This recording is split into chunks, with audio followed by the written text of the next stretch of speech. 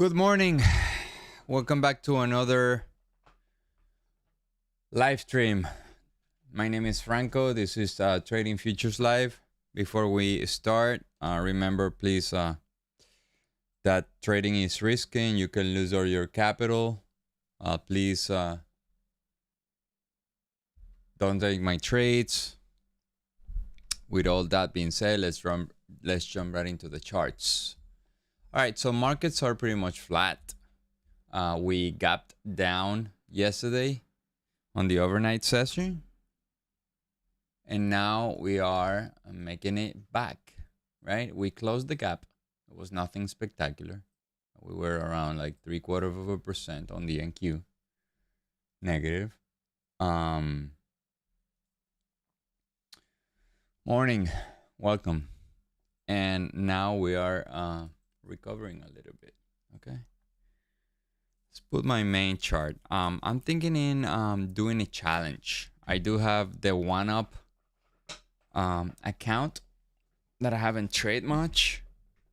What do you guys say? I do have a fairly new funded account with a 1UP. I think I'm gonna do a challenge there to see we can grow. How can we grow that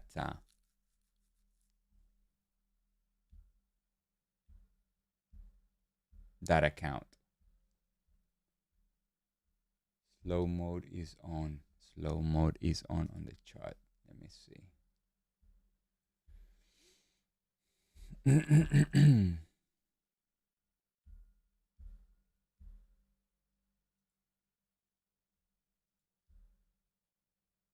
Morning, Beto.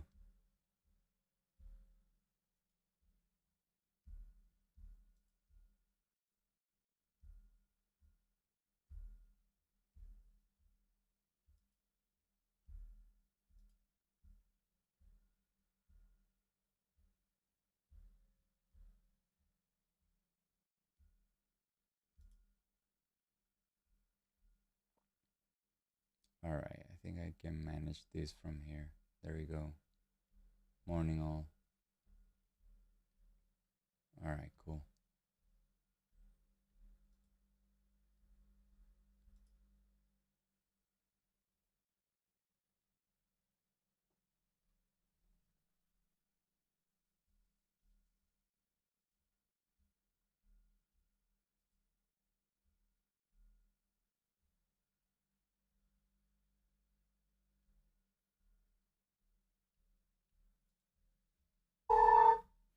All right, we're off. So the market is open already. Let me bring this chart from here to here. So this is the internals to bring them down here.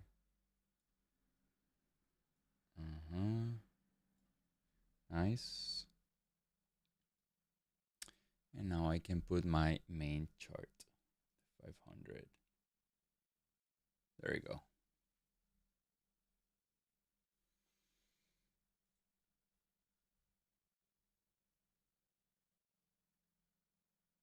I like to adjust the data here. Fine. Remember, on my pre-market video, I was talking about to expect a sideways day. Okay. So what is the most important thing when I am expecting a sideways day? I don't want to go for very long targets, okay? I want my target to be high probability, and for it to be high probability, it has to be as close as possible to my entry, right? Keeping the risk and reward ratio at least 3-to-1, okay?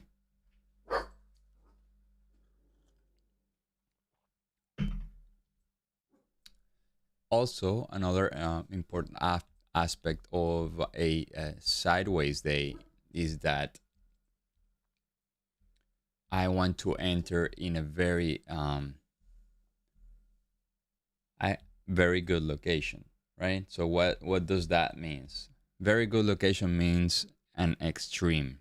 If I'm trading in a box for a period of time, I want to enter at the bottom of the box or the top of the box, not in the middle, okay? So that's a couple of rules that you have to have when you're trading on sideways market.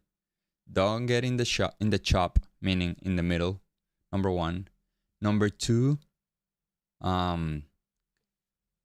brings your target closer, right? Don't think that you could hit a 5-to-1, 7-to-1, 10-to-1. But if you're assuming that the market is going to chop, you have to prepare for it, okay? That is what I like to do.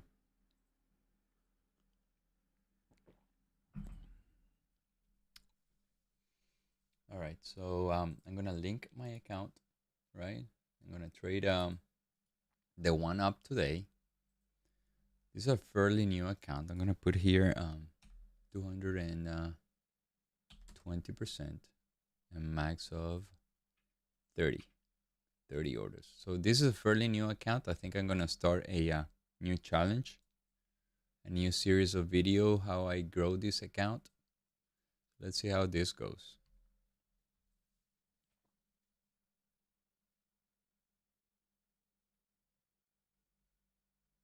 Cool. I was looking into it, the evaluation, but I do have already, I already have funded accounts, and this is fairly new. Just started like a couple days. Yeah, let's do it together though. I'm still showing my real account, so I'm just going to be linking that account to my account. Okay.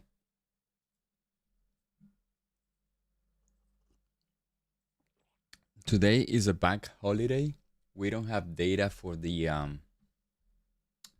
and thanks to Stack, we figured that out because I couldn't get the data from the exchange here on TradingView, and I was like, what the fuck? But then I finally I'm keeping the 10-year bond instead of the 10-year yield chart. I have the 10-year bonds open at all times here to my left.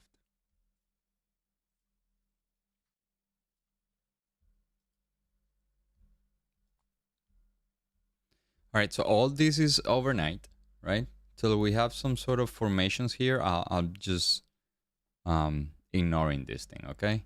I don't want to get into this. Even though this area is a very interesting area right here, 7 a.m., I just want something to be created here. The ADQD couldn't be more choppy. It just opened up at plus 300. Now it's minus 400. So there's another sign of a slow movement day.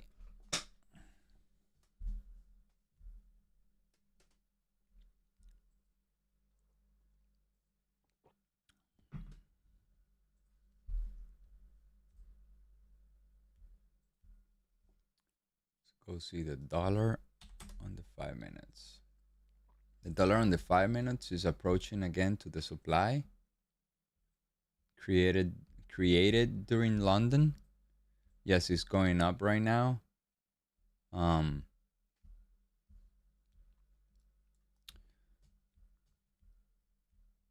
Let's see if the dollar gets to the supply again, 1328, 113.28, I will try the long here, and we probably won't break the overnight, or if we break the overnight, that'll be even better.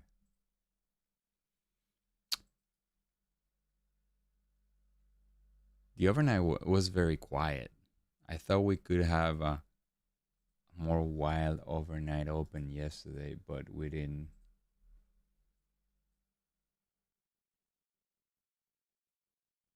No worries, Soccer Natic.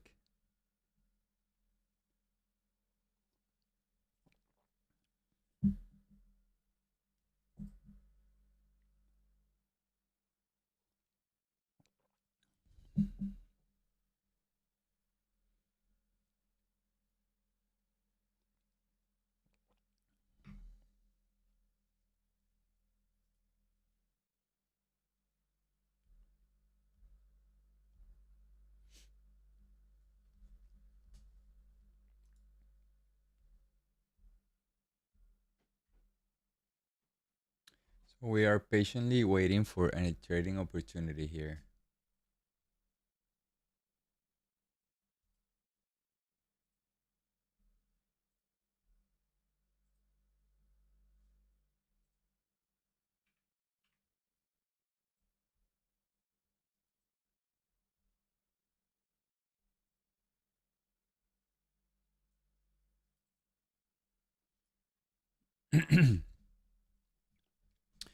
So one sign here, the tick chart created a low. This tick chart created a low at 934, right? And 934 is right here. So we do have a divergence.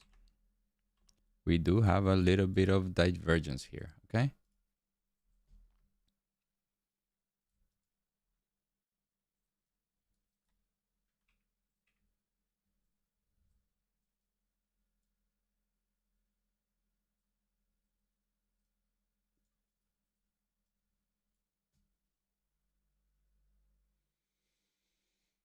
All right, bonds are coming down, meaning that the yields are going up and the dollar is going up as well, close to supply.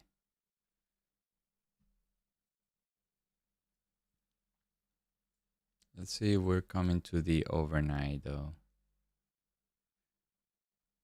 Looks like we're trying to defend this area, but sellers are being stronger right now.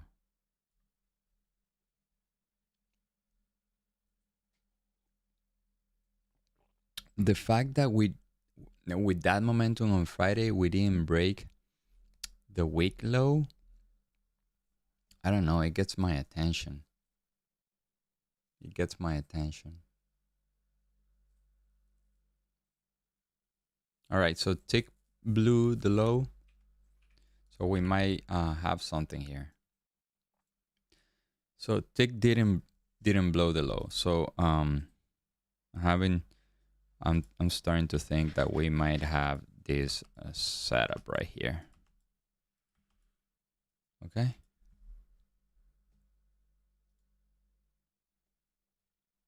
Let's see if we can. The tick chart did not break the low. We haven't broken any high yet, so it's yet to see what is gonna happen. So, but this is one scenario. Oh shit! Oh my god, that is one scenario that could happen here. Let me see. I need to bring again the.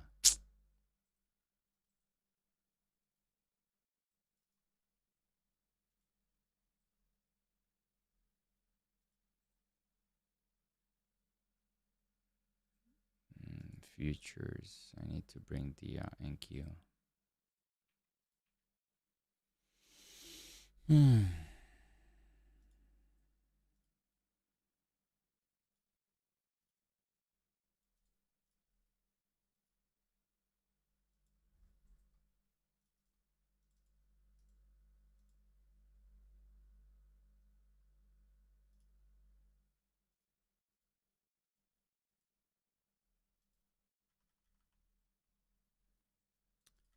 Let's see if we can create this type of formation here. So tick chart did not make a new low. All right, so let me engage here.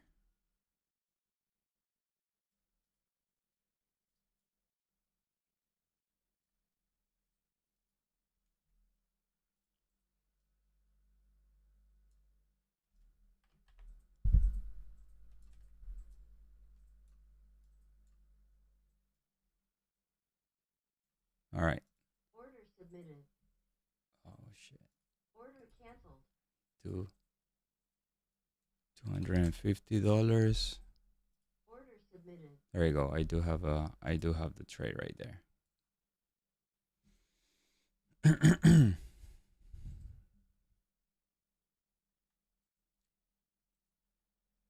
Order failed. All right, I am in this long. Let's see if we can have some follow through to the upside.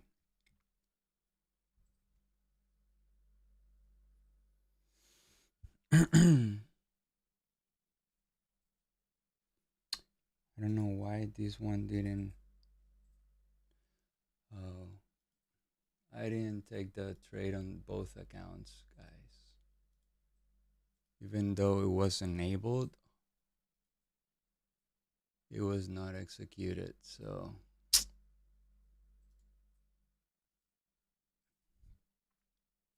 that is not going to happen.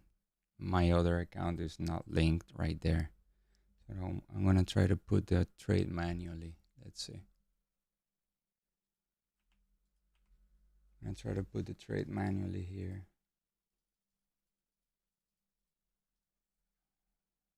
Order submitted. All right. So the entry is 43 quarters.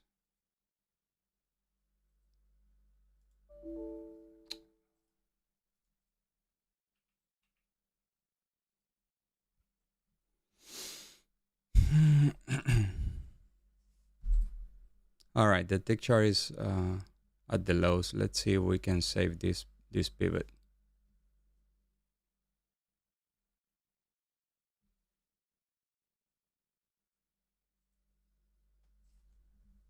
Order failed. All right, so I executed in my other account. I need to put the stop on the target though. Is 1850. 1850 and the target is 08.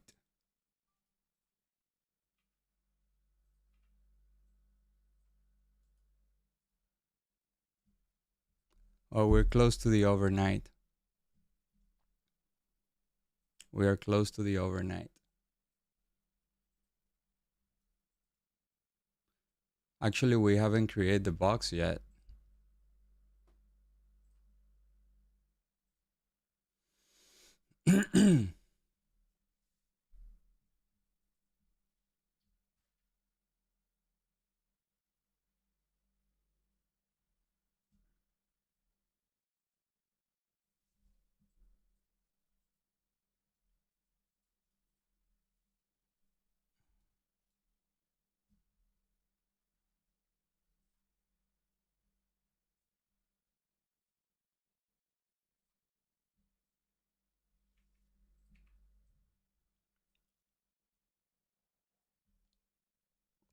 Aggressive selling though.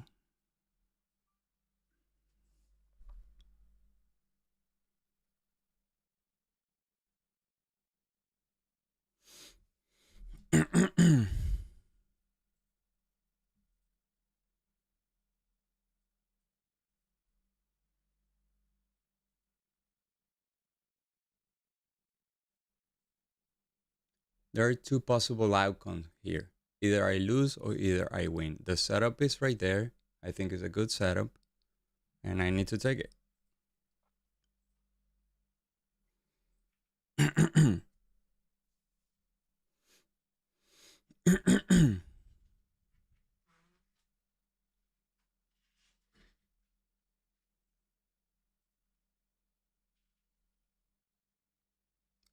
Morning, Taurus. Welcome.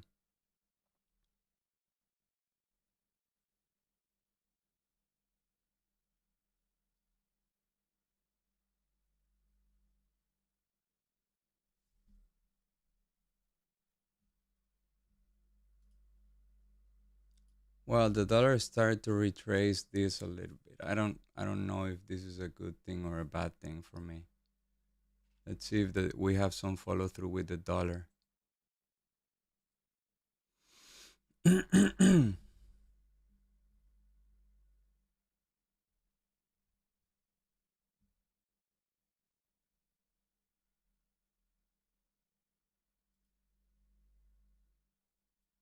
Yeah. I am close to 1-to-1. Let's see if we can move the stop. Um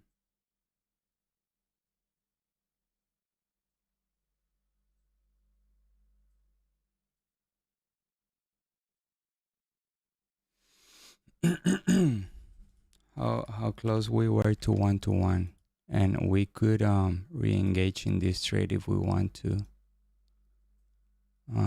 Yeah, okay, so we're 1-to-1. I'm gonna move my stop to break even, and I have to do it manually in both accounts because I didn't take a linked account. All right, so now is in the middle of the box. Sorry. Let's see if we can hit the 3-to-1. 3-to-1 is here, right? So I really want to move my target before that. I want to move it here. I think I'm gonna grab 2-to-1, but I think it'll be worth for me. This target is gonna be a higher probability than this one because I do have this pivot created at the open. So I don't want to be overconfident and see this thing just going to the moon, right? It could, but I want to play safe.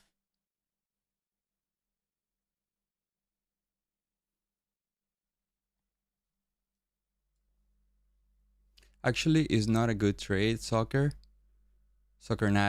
sorry, until we hit target, because this could end up being a break even, okay? So and that's fine too.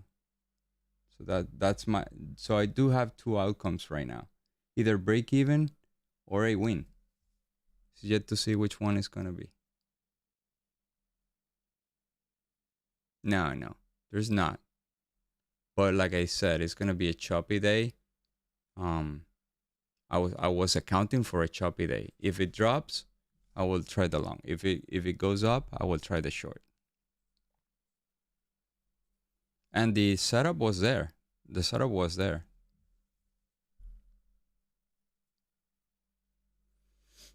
Yeah, right now it's too weak.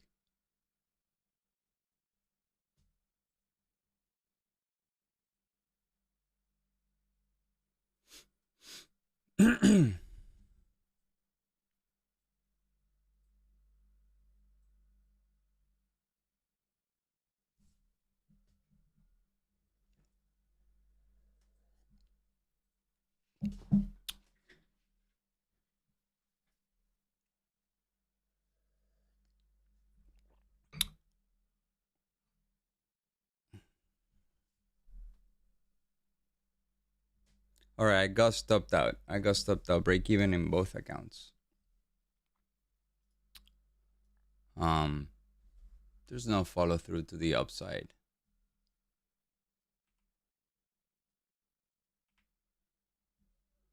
I do think if we manage to hold this area, we could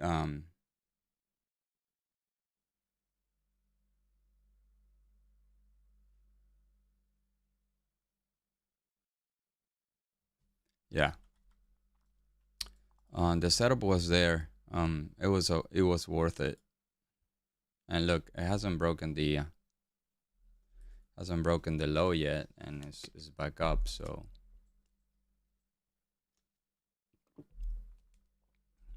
we were taking out break even in both accounts. So right now I want to test this because I didn't have them set up. All right, cool. Now I have them set up.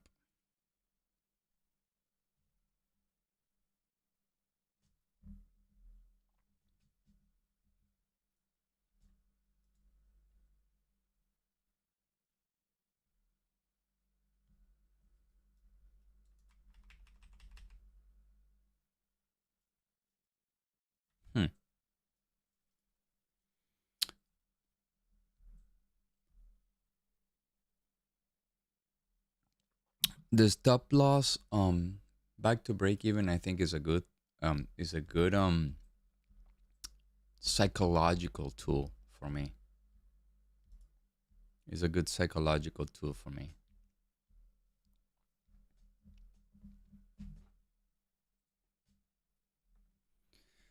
So what could happen here is either we have some more continuation to the downside, or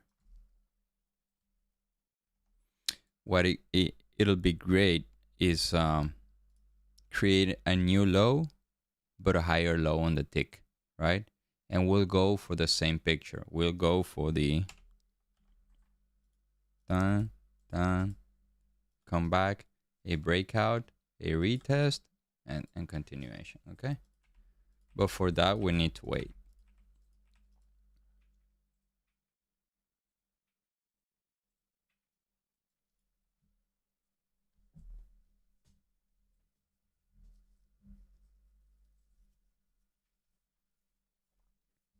Let's go check on the dollar.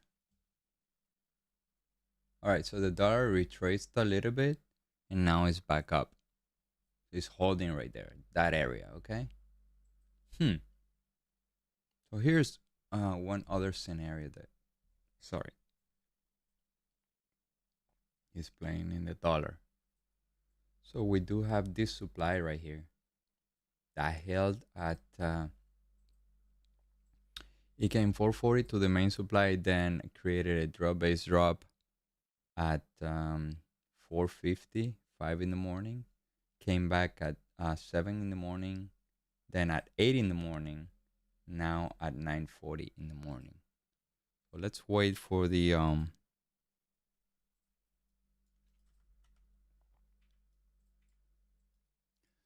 dollar to give us a clearer picture.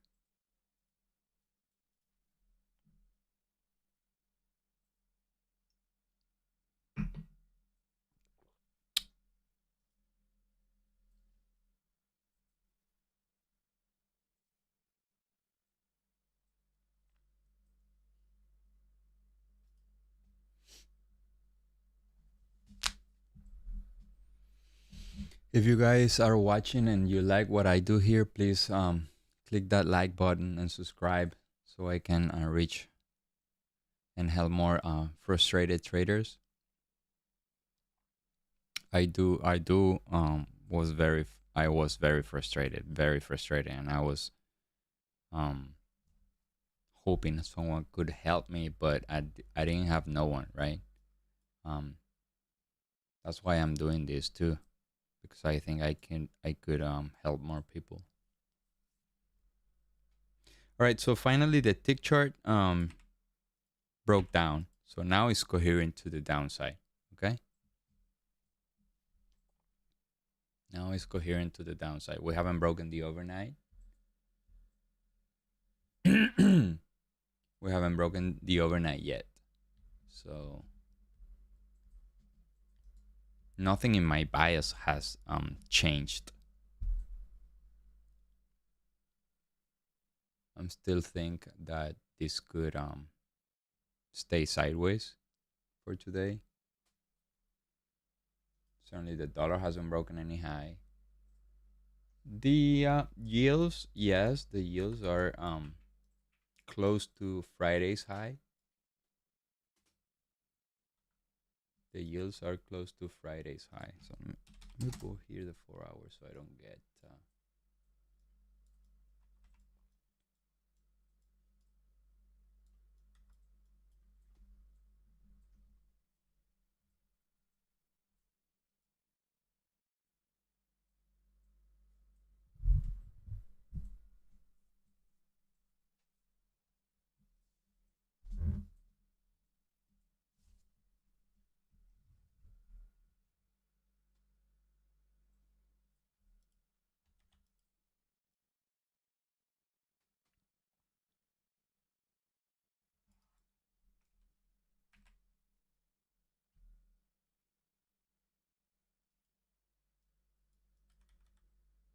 I do have a little bit of divergence here.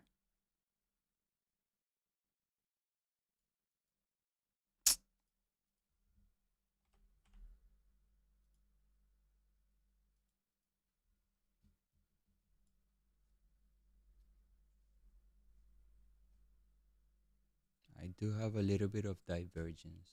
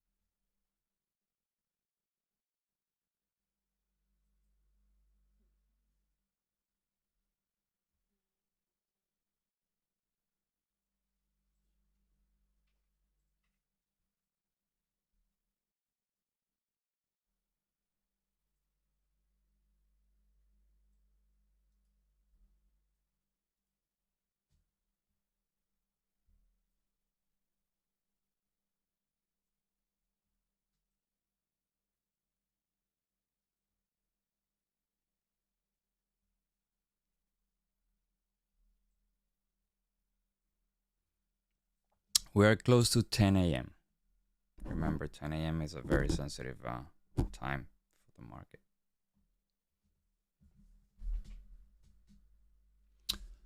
Volume is a little lower, I can tell. Yeah, volume is definitely lower today.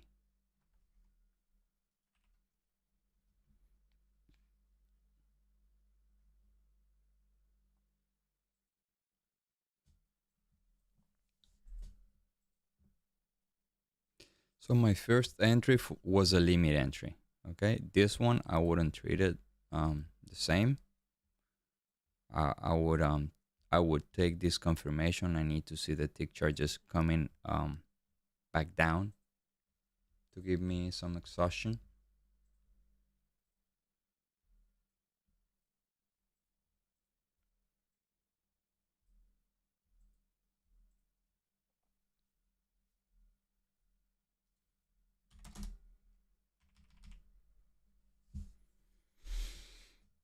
So it's 1 minute for the 10 a.m. So at this point, I think I'll wait for the retracement on the 10 a.m. Remember, the 4-hour candle closes, the 1 hour, the 30-minute. Those are time frames that cause some volatilities.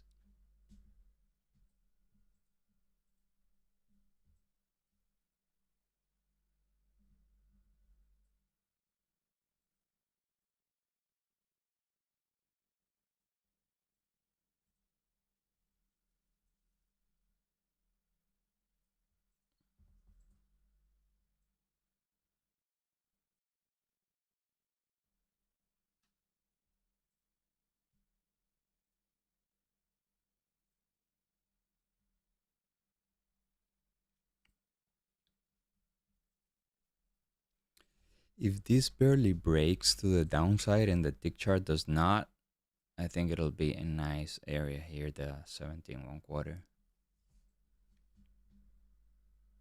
So we have a 10 a.m. candle. See if we can have some downside here. Let's go see the dollar. Where's it? Where's the dollar? Dollar is the same area.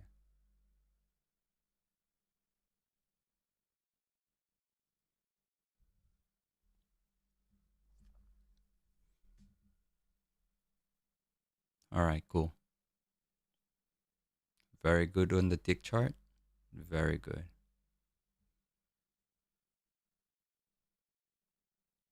So we might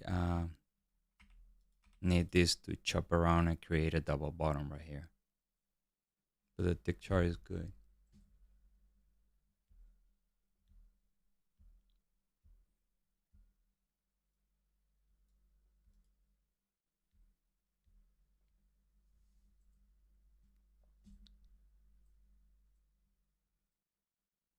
Right now the NQ is minus a 0.8%.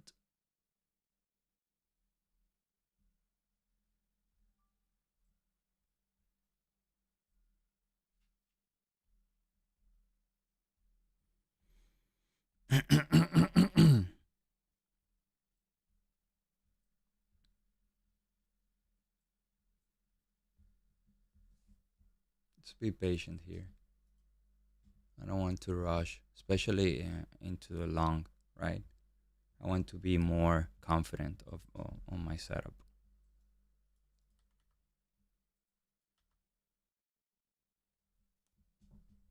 So I do have this.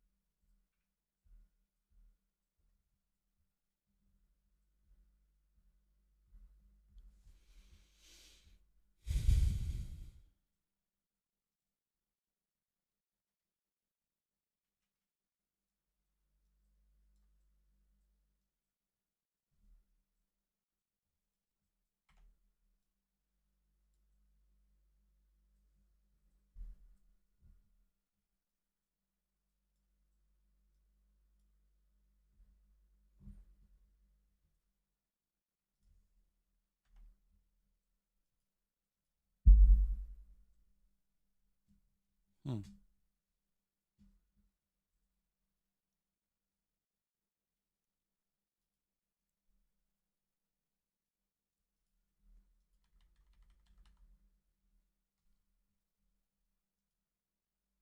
Dollar pushing higher.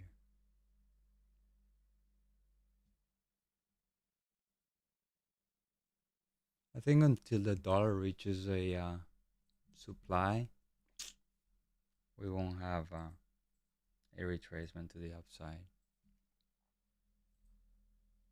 Right now, it's just holding right there.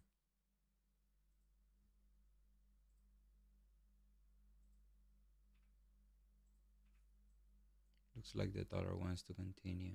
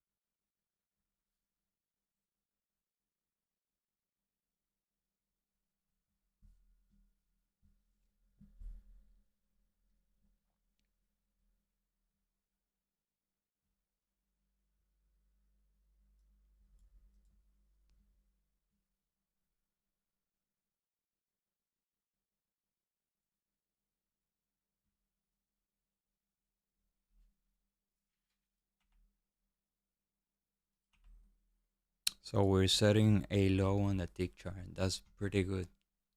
So we might have a turnaround at any time, probably at the overnight. Let's see.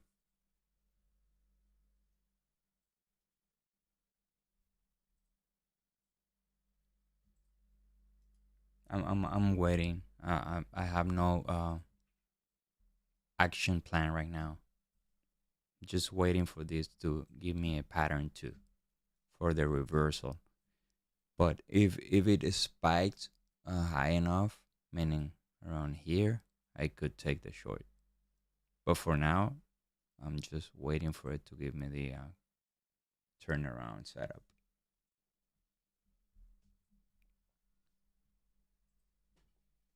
One thing is for sure, I will not short at 30. Okay, not right now. If we have a larger drop and then we trend to the downside, then yes. But for now, I'm just waiting here. So on the 5 minutes, we're chopping pretty much.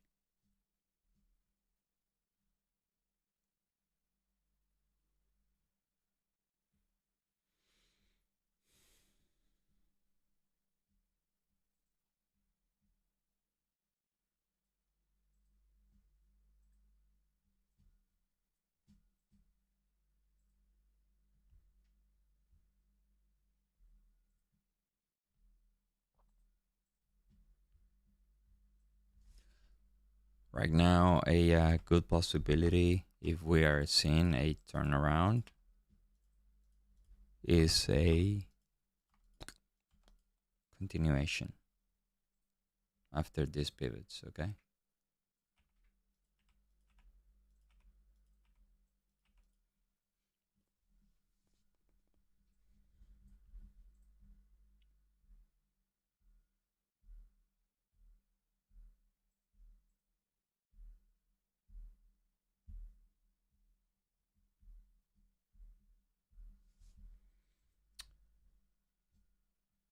How is CL, by the way? Um,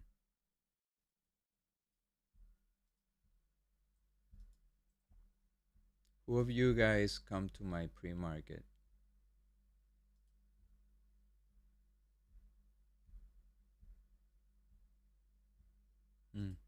It's holding up right there. I have a supply 92.50 to 94.17. Is within the supply.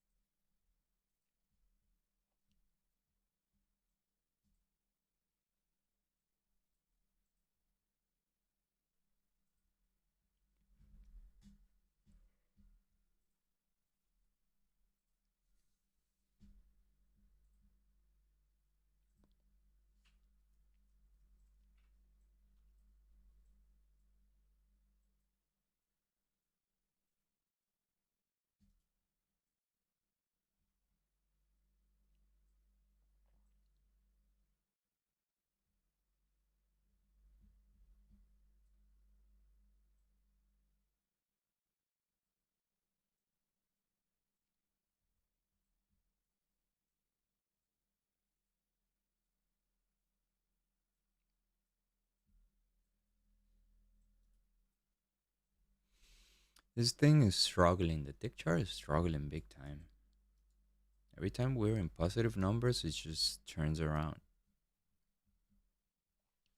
On the other side of the coin, we haven't um, broken the overnight low yet.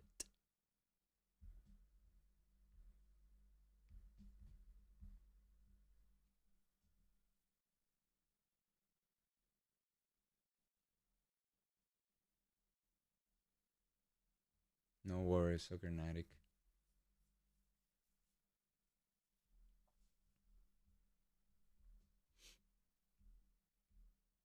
So we're breaking the overnight. Here's the overnight low.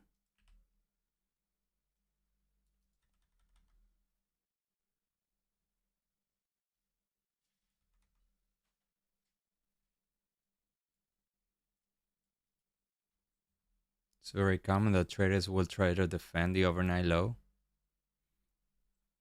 But for me, is a few things.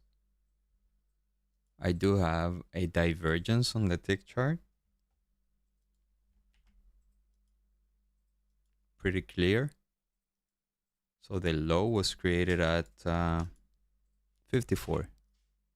Wow, that's here. So this is the low on the tick chart. And this is the low on the NQ. Okay. So I do have a clear divergence there. I just need the pattern. I need either the double top or some sort of a rally-based rally, an explosive move, whatever, for me to engage into this thing long. It looks short for now, but I think the dollar hasn't broken to any side. Actually, bond yields did. So we broke Friday's high. We are in a new low here in the bonds.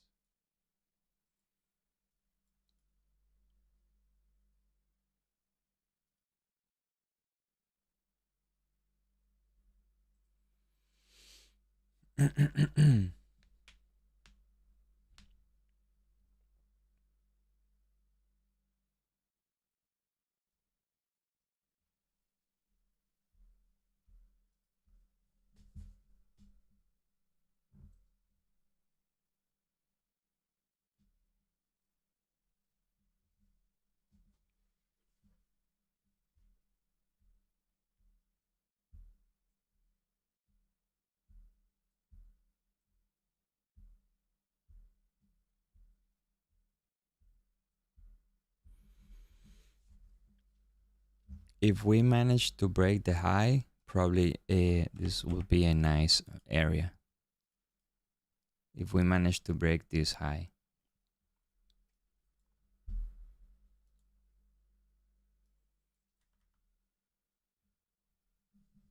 Mm.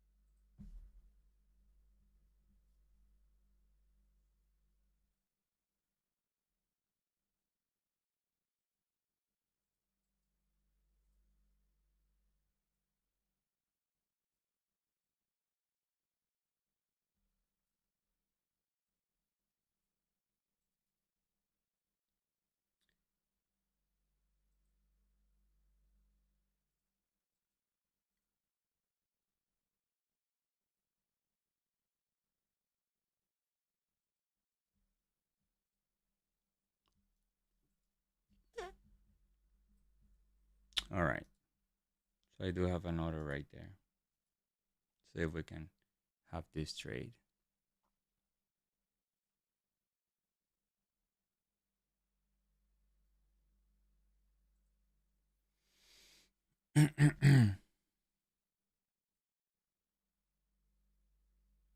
It wants. Let's see if we can manage to enter this trade.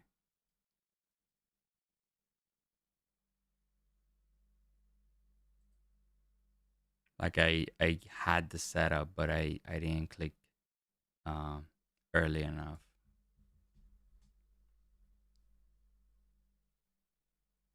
Like we were having the. Let's see if we can have some push to the downside here, so we can enter this trade.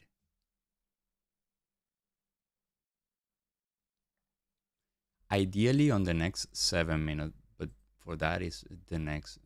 We need 3 more minutes.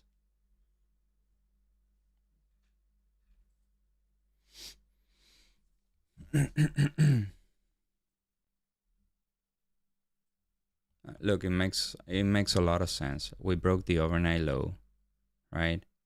And we're trying to hold. A lot of traders trying to defend that point. Where's the overnight low? The overnight low is right there. Yeah.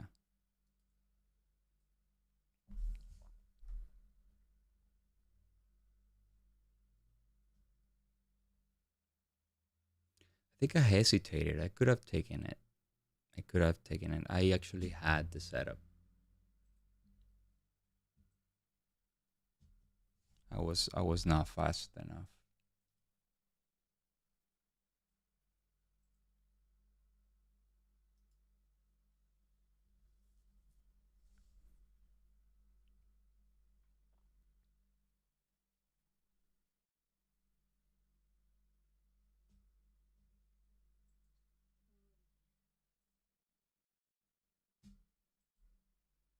Two more minutes, probably in this 3 minute. Let's see if we can have a rejection to the downside on the 3 minute. Now, the thing is gone.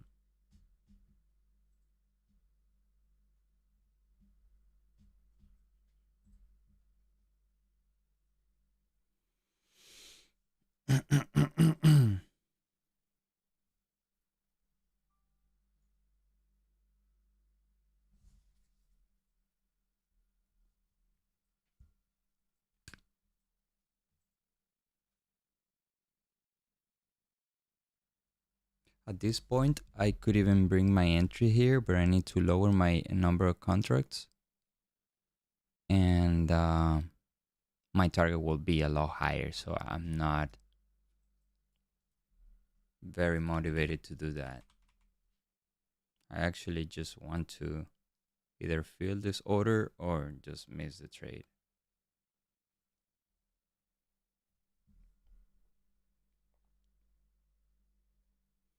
All right, 1 minute for the 7 minute. Let's see if we can have it. 50 seconds.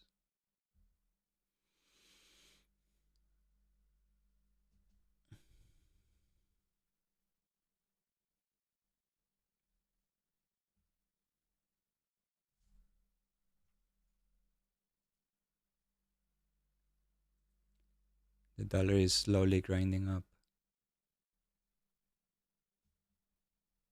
Yeah, no, this thing is not gonna come back. Forget it. Probably in 20 seconds.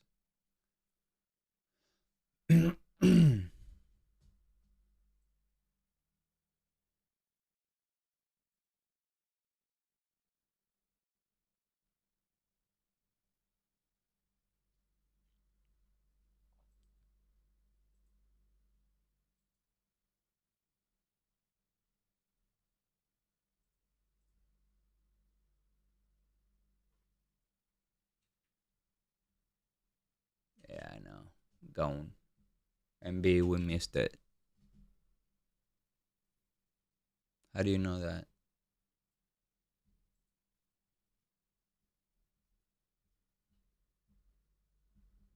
If we have a brutal retracement to a downside, it's even better because we can bounce back up easily. We need like a very strong rejection right there.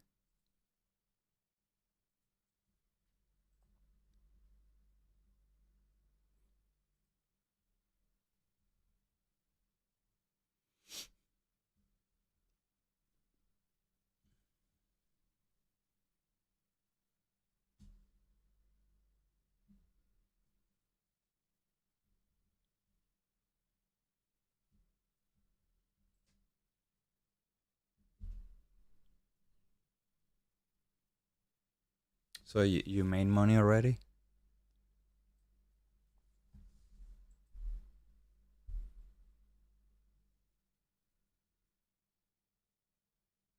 Cool.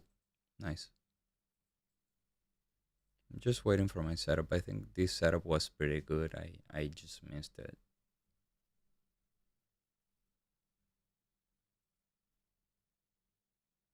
It's right now like halfway.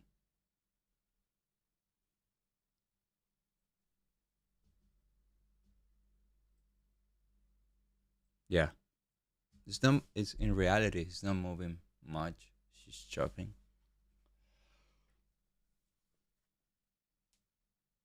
My order is set right there. One thing that is very good looking here is that we haven't have any like upside on the tick chart. Now this thing is gone. I completely screw up here. I didn't take this trade. That was a no-brainer.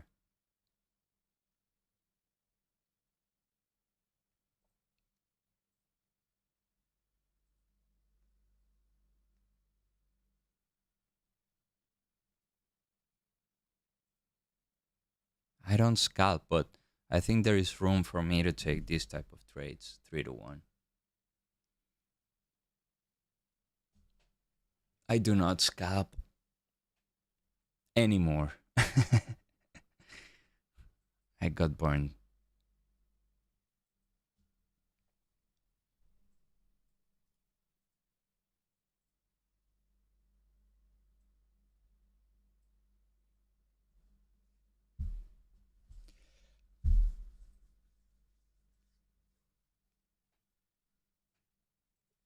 Mm.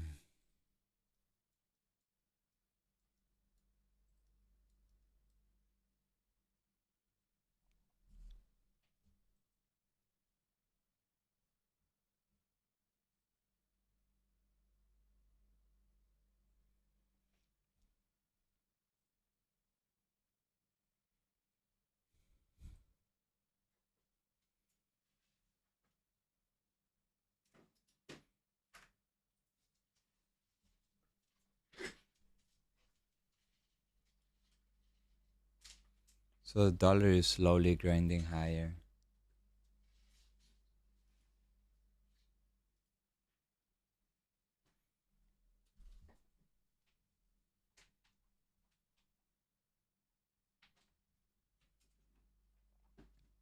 I think it'll come back though. I think it can come back for 2.5 minutes on the 7 minute.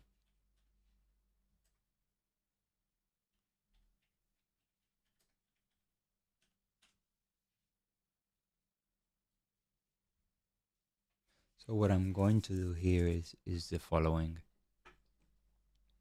Since I will have a new 7 minute, right?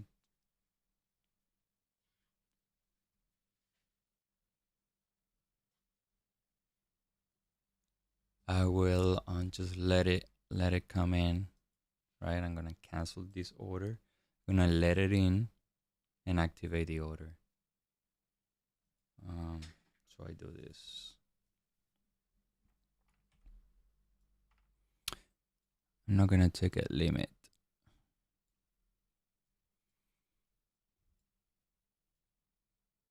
There are a few reasons. I'll say it now. First thing is that all this chop is some sort of resistance, right? Support that it creates. All right. getting ready for this trade. So ideally, if you guys watch the 7 minute, ideally, so that's the 7 minute, right? So here's where I'm at. So if the 7 minute just opens, okay, it closed right there, and the next candle opens right here, that'll be ideal, like to the downside, right? And then a huge, good rejection. If this happens, if the 7 minute just opens aggressively to the downside, I will put the limit order. But if it just comes very slowly, grinding down, I will just wait.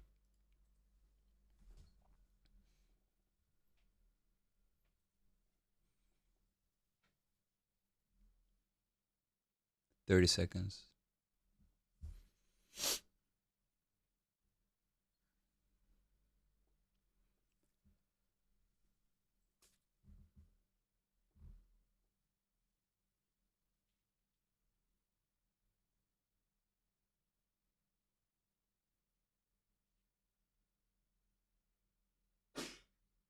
Bless you. Um, yeah, the tick. Wow, look at that. Yeah, there's no way. Forget about it, guys. We missed this trade. That's not good. Yeah. I was talking about the divergences, and this, the thing was here. Like, it was clear. It wasn't. It was clear like water. All right, what I'm going to do is I'm gonna take 5 minutes. Okay. Coming back.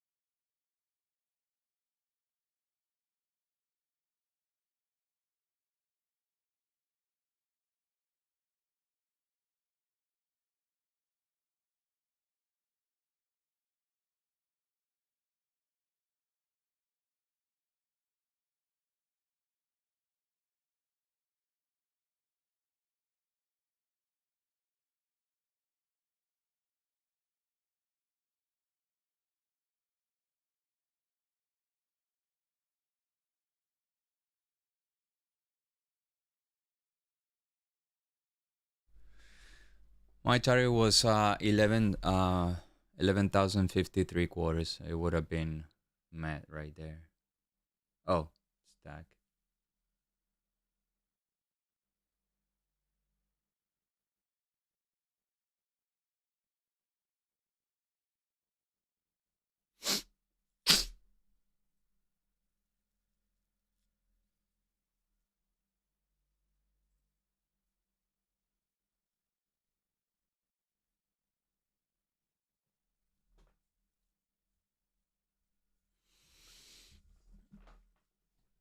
Ah,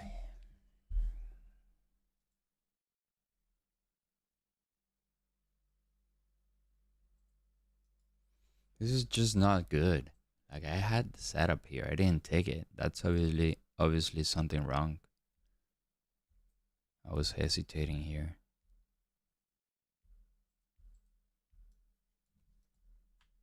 Now at this time, I think the trend might have changed, right? Until we reach the high here.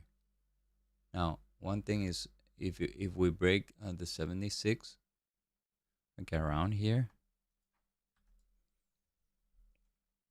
I don't have much.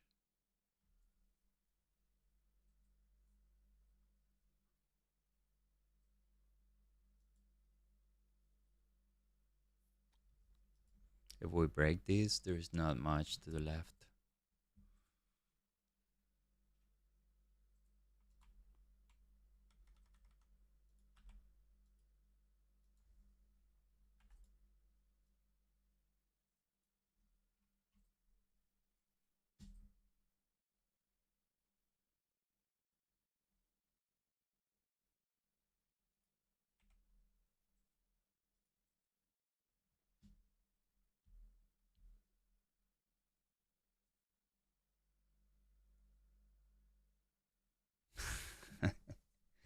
I can answer that question, bro.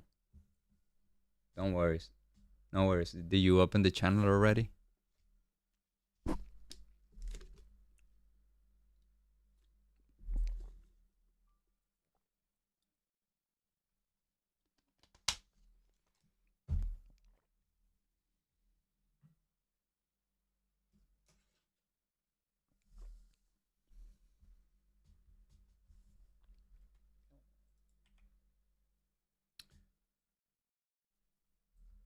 Hey, Stack, did you get out of the trade already, or you're holding on?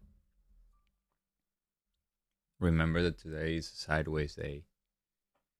If it's not a sideways and I am wrong, um, if it's not a sideways day and I am wrong, this thing is gonna drop because the long has no follow through. So it's important when you're longing to have close targets. So you're taking tradable reactions, right? For me, it's just taking tradable reactions.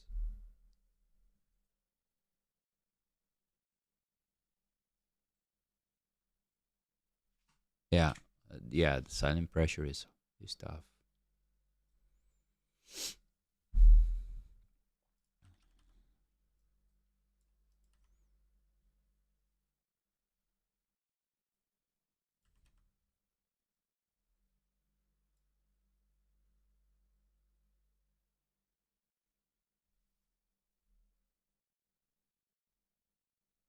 No, no. That's why I needed to break 76 and it didn't.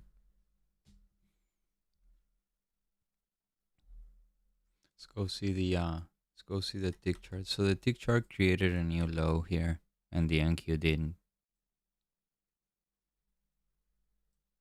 So we might have some more downside.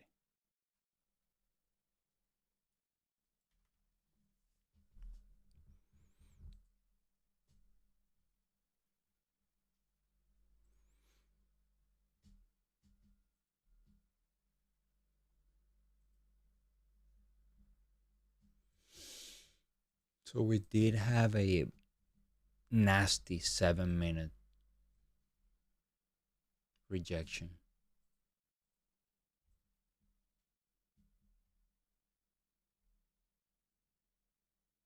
Oh, okay, cool. Great though. You grabbed some.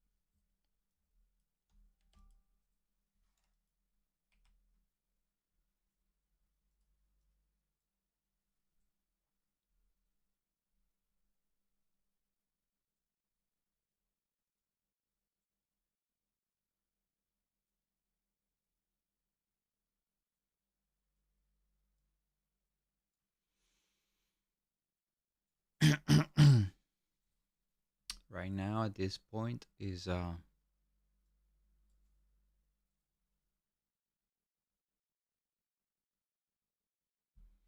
I would need this thing to come down to give me more confidence on the setup, and the tick chart don't break any low, right? Because we resetted this move, resetted everything. This rejection was so nasty to the downside. The tick chart broke to the downside too. But at this point, if I don't have a huge rejection here, like to at least 89, 90, or even the overnight, I wouldn't consider the long here. Also, the 3-minute is creating a very, very bearish pattern right there.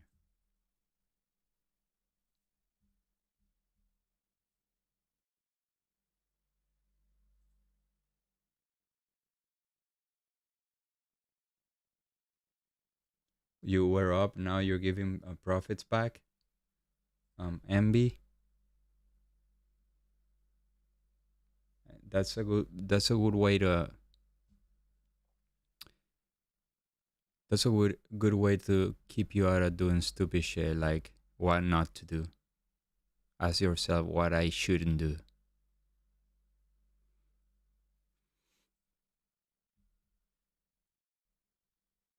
Yeah.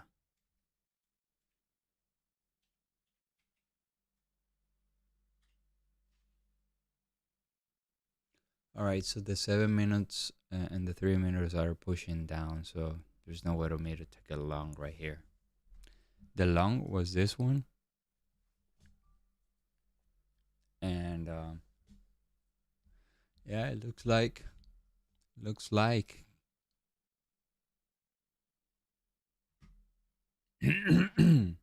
see the dollar. Yeah, oh my god, if you guys see the dollar, that's a key chart that we can't lose sight of. Like, here's the dollar. So the dollar came to this area. Now came down sharply. That was the long, right? Now the buyers are activating here. So this is the demand from Friday. So we came to it. Now we're rejecting this thing to the upside. And we might have a downside. I mean, downside, a continuation from Friday.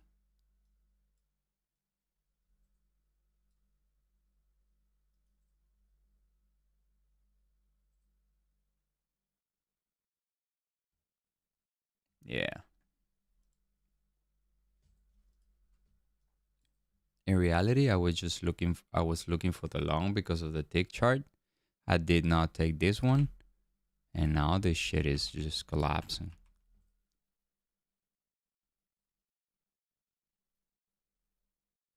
Yeah, good.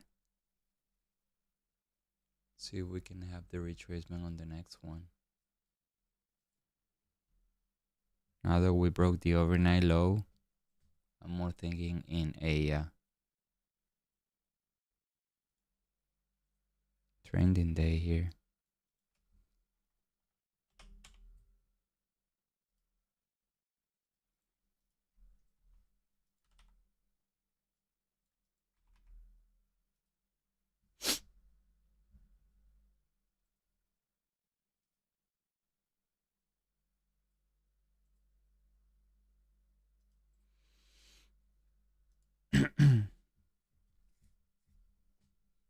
No, I'm not looking for any longs anymore.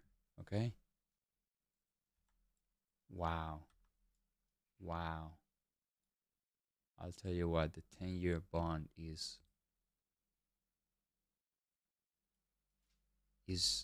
wow. This is a bloodbath.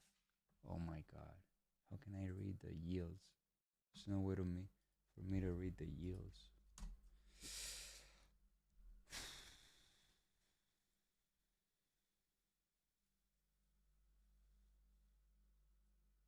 No, this chart is not working.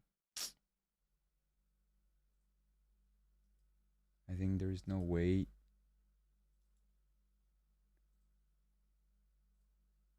There's no way for us to read the yield, but the bonds are collapsing. So tomorrow or in the afternoon at 6 p.m., if we have that read, it's not going to be good. It's going to be close to 4%. Yes, sir.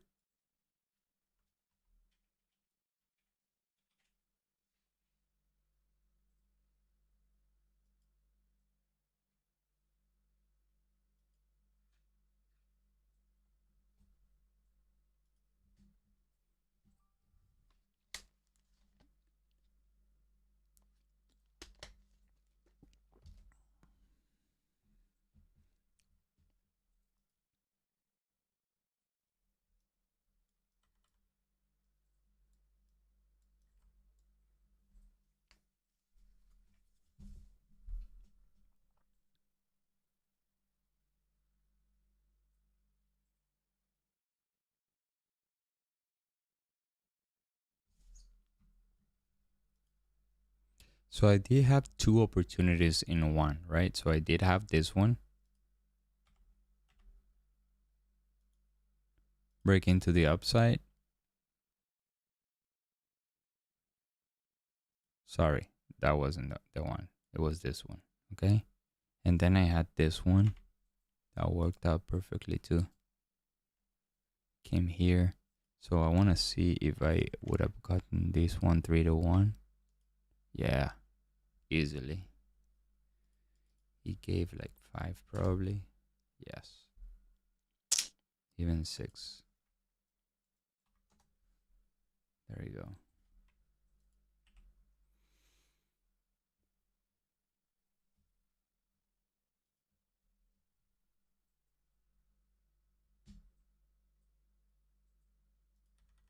I think at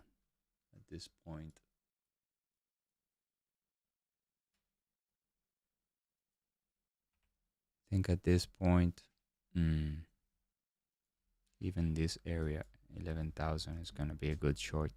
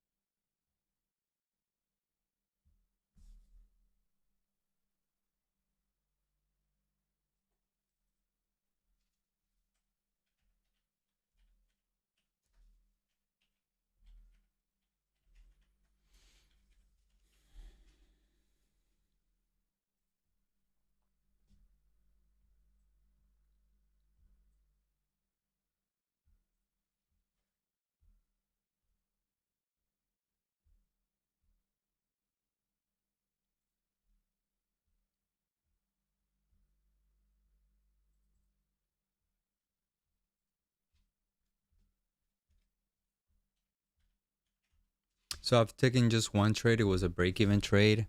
I did have this setup to go long. Didn't take it. Now I'm waiting for the short to give me the opportunity here at either 11,000 or 11,012. So what would I need for this tick chart? Either giving me a divergence, right? The dollar in demand,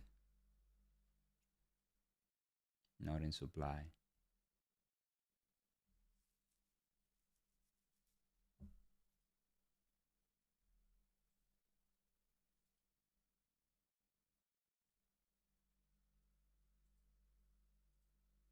Even though the markets are dropping, well, the NQ is the one that is the weakest one. The ES is not dropping much. It's like 0.5%.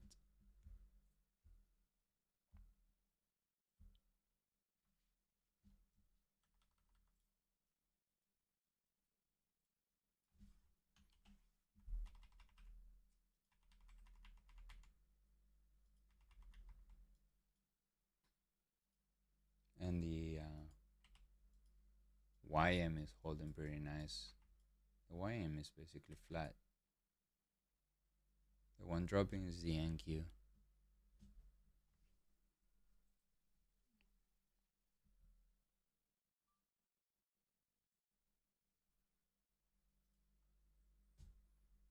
So I want to be conscious of what is going on.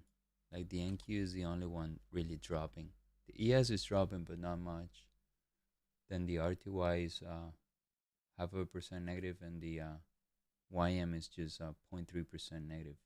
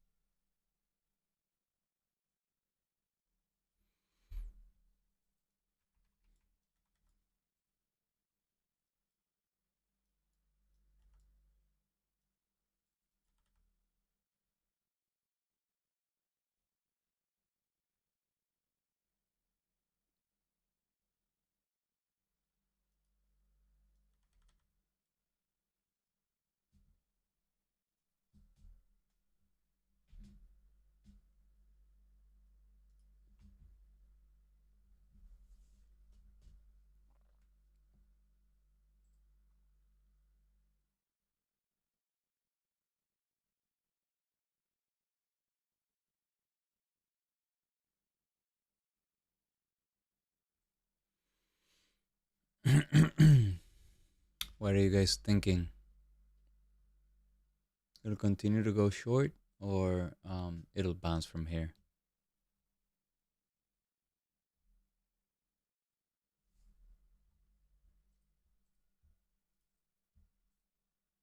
I think it. So here are two scenarios for me, right?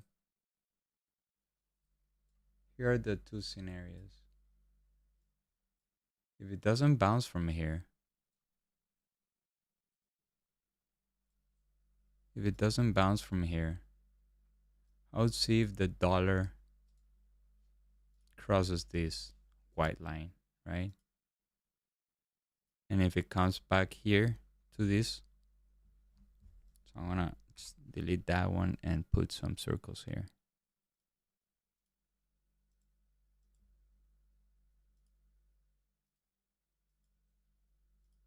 So if the dollar does this,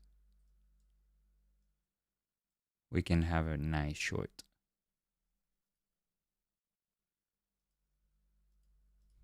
Right here. It doesn't have to go that far. It can come like this far.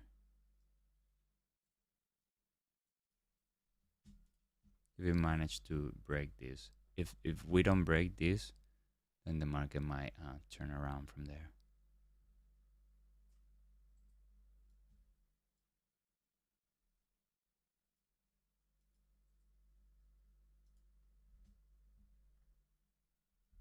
It'll bounce. Geo, I was hoping to see a red candle lower than a bounce. There's demand right there. Yes.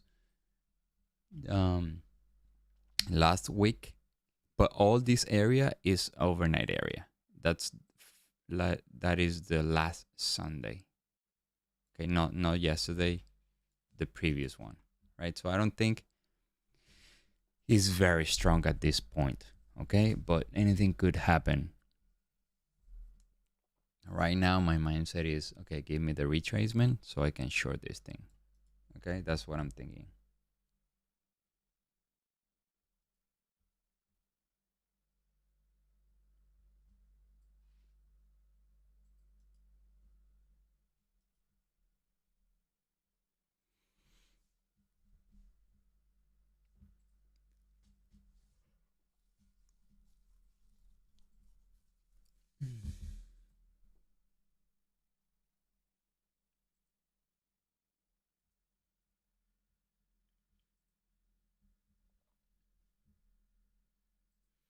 Doesn't look pretty for the bounce from here.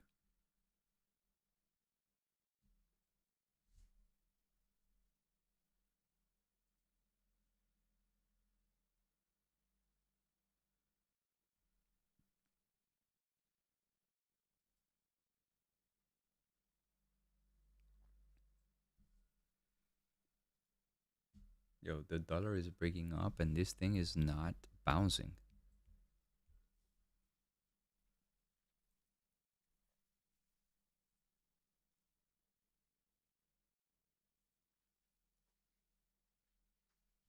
So the bad part is that if I am going to short, let's say here, say I could short below the overnight low, right? Let's say here.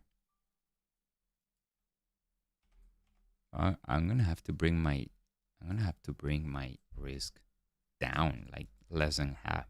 This location is so bad. So I would think at this point that the market has to drop 2% or 3% today, right? How likely is that the market will drop 3-4% today after Fridays? This, I don't know.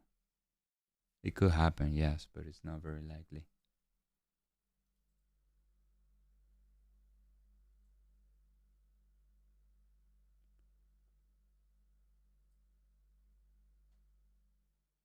Not likely, that's what I'm saying. Yes, it could happen.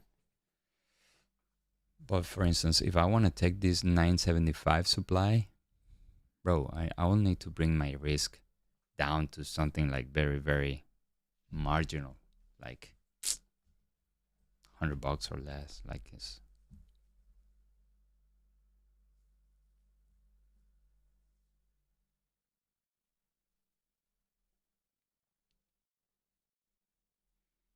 now here's a good part. We have another divergence and a pretty good one. So we have this low at 42, this low at 39. Whew. So it's even better. So this is the low right here.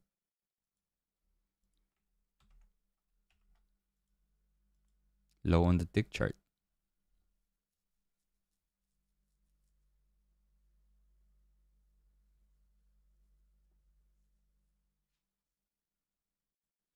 But you have two red candles, right? You can continue shorting, MB?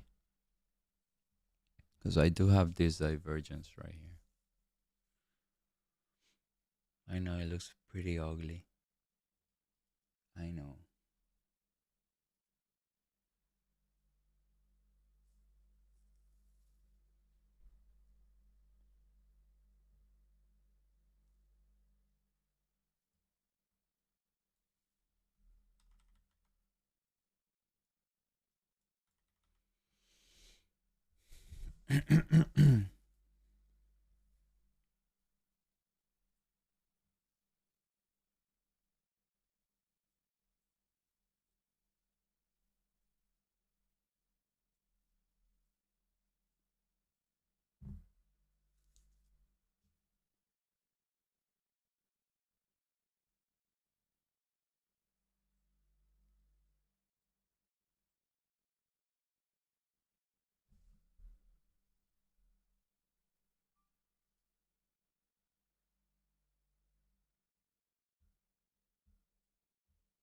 Mm.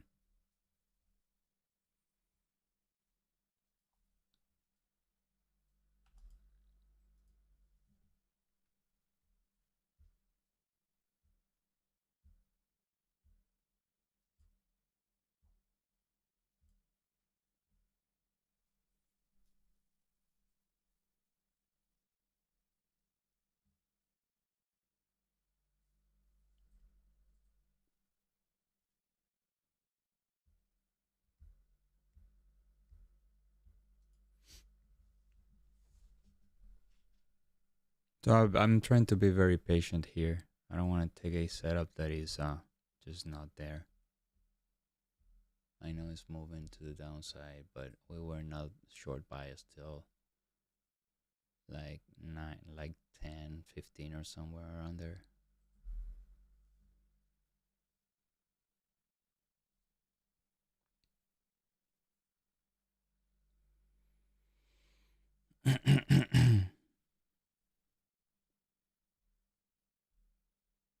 $500 volume bar. So what I do is I do have the 15-minute on the background on the MNQ, but it's transparent. This is 500 volume bar on the NQ. So I'm drawing off of the mini chart and execute it on the micro. Okay.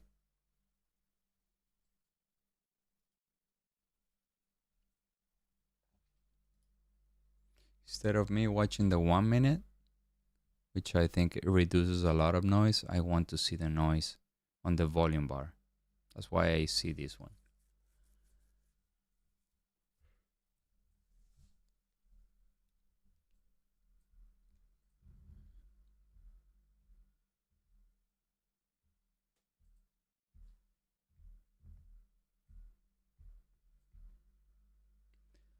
Yeah, I used to see those range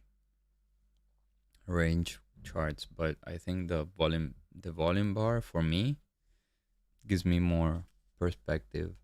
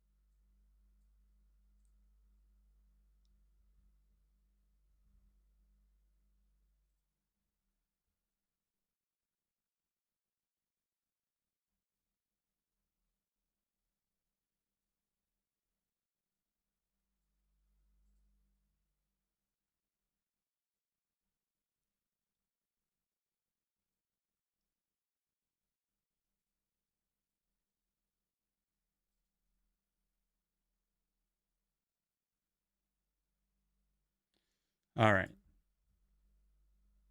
Rejected. Why this thing was rejected?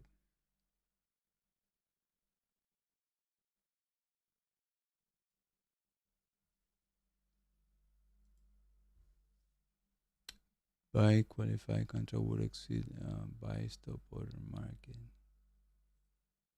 Limit order. Why?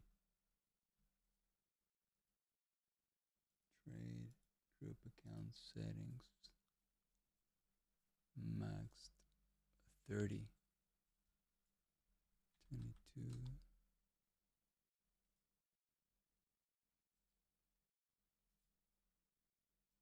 Yeah. What the fuck?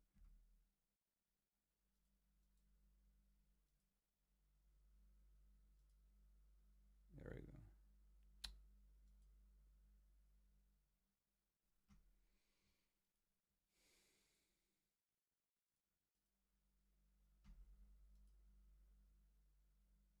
Percent of the master. 22. Okay.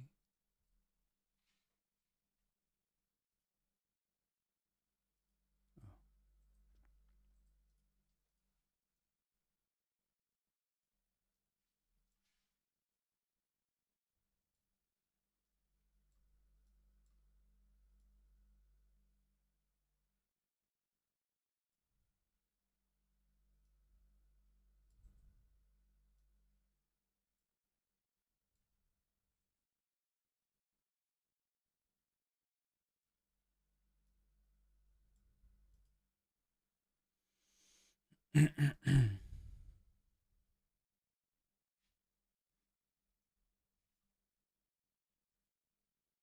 Okay. Nice.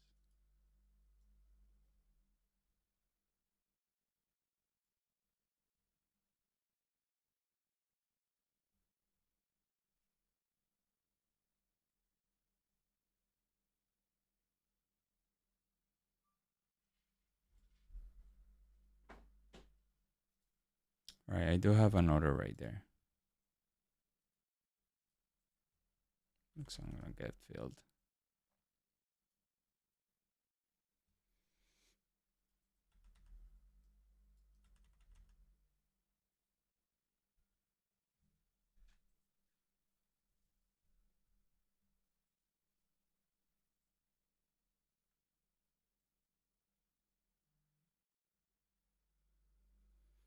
All right. We're in this thing. Doesn't look pretty on the 3 minute. With the 7 minute. I do have the divergence on the tick chart. Let's see if we can get this trade.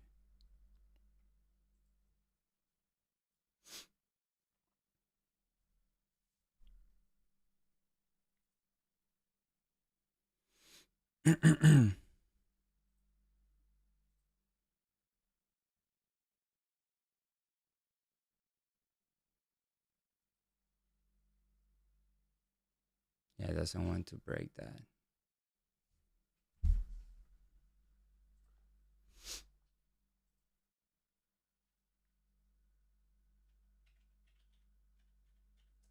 I'll show you. I'll show you later.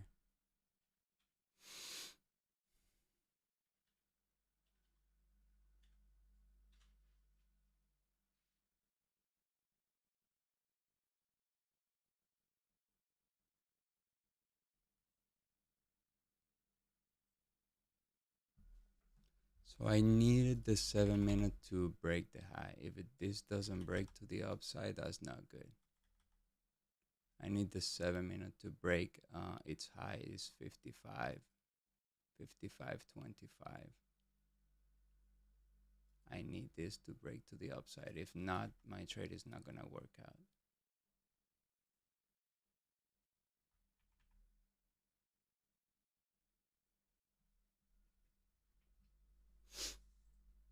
Yeah.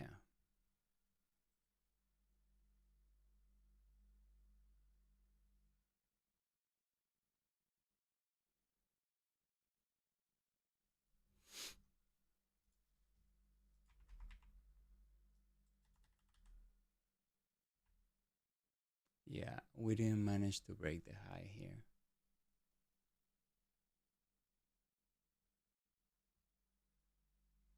15 seconds for this thing to close.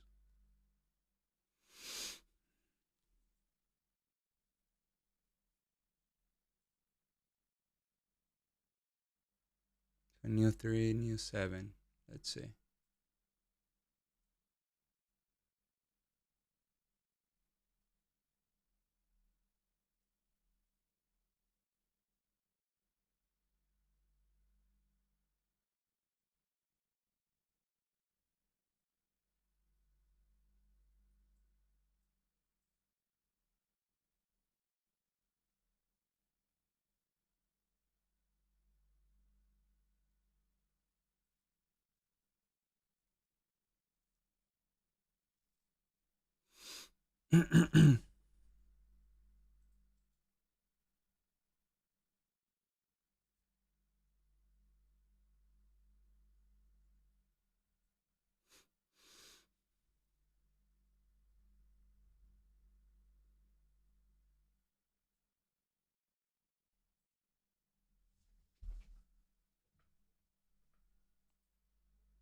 Yeah, we're hovering the zero line on the tick chart.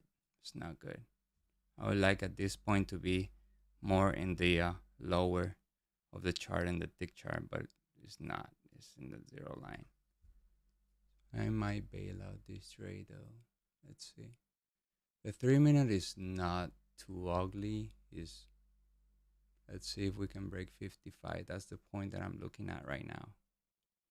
But it's selling off every time we get there to 54, somewhere around there. If we break 55, they will give us some sort of support on the other side of the chart. All right, so we broke 55. Let's see if we can continue.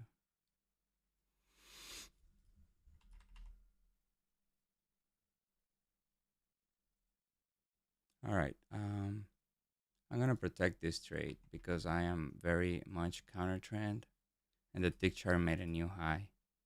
So I'm pretty much protecting this trade. I will take it again if we um, if we get stopped out break even.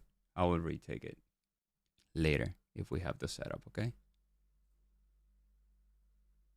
This is pretty much counter trend trade, but I'm looking for the retracement to the upside. Some short covering will be nice for my trade to work. Let's see if we can do it.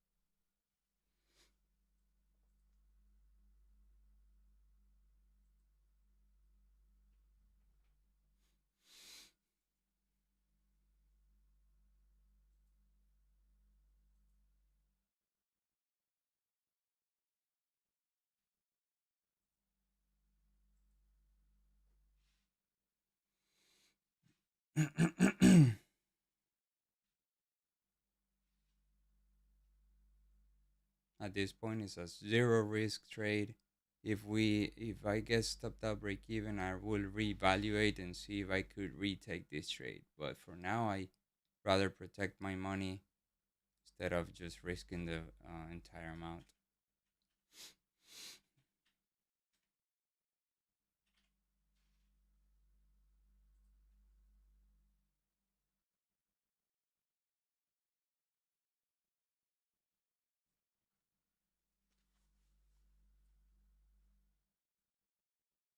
Yeah, the tick chart is not very it's not beautiful for me. It's on the upper side of the chart. That makes me feel that prices are gonna get exhausted at any time.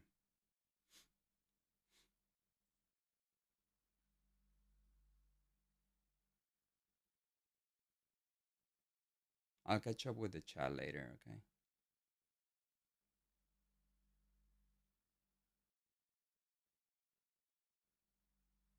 I think sellers are active right there. Let's see if we can squeeze them. Sellers are very active right there.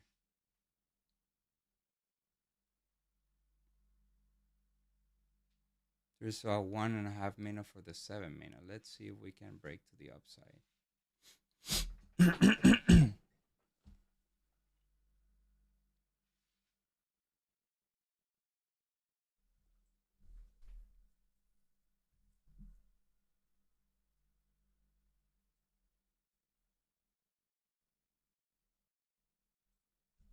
And I do think this area is a very important area here. 91. Sorry, 971. I think that's a supply zone. I wouldn't short right there because it's so low it's so low in the curve. Like it's so close to the overnight. Sorry to the pivot that we're creating here.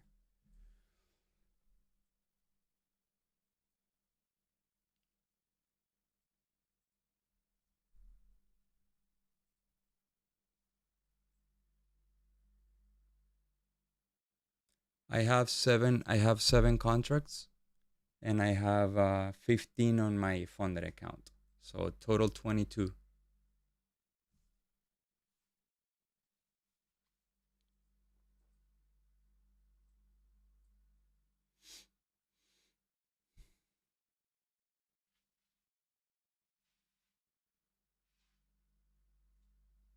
Doesn't look pretty, guys. I don't think this today is not the long day. Yeah.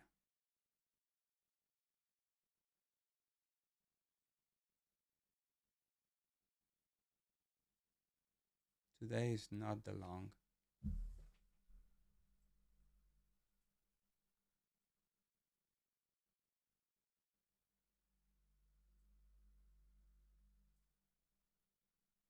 If we manage to push to the upside and squeeze those sellers, we might get to the target, but it doesn't look like sellers are very strong today. And it's impressive given the fact that, yeah, we got stopped out break even. So 2 break evens today. That's not good.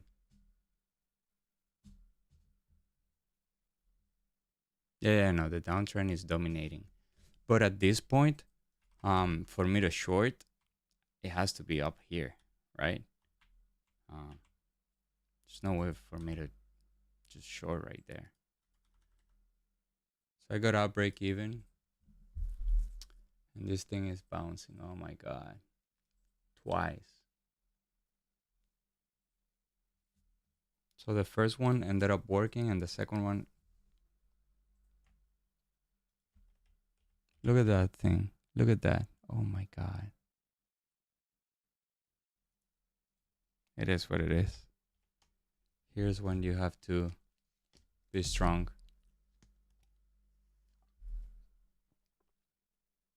Here's when you have to be strong and just make a decision, right? I won't take anything other than a good setup.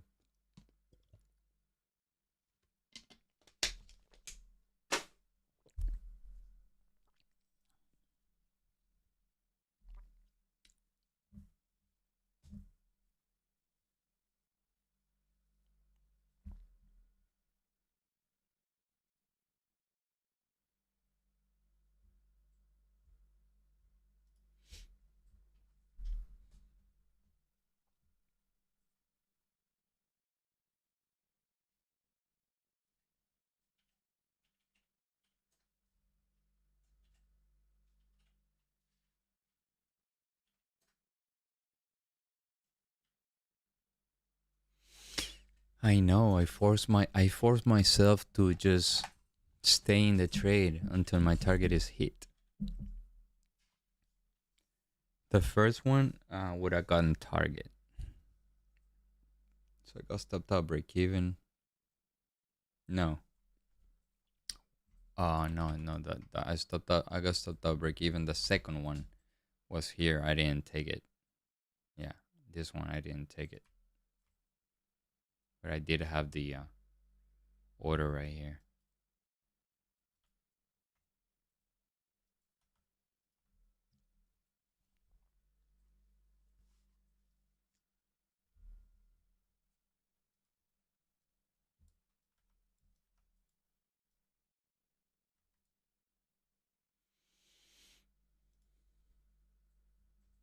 For the for the person that was asking me why my tick chart looks different, sorry, my NQ chart looks different, is because I have the M and Q invisible, transparent, and then I have the NQ chart here on the 500 volume bar.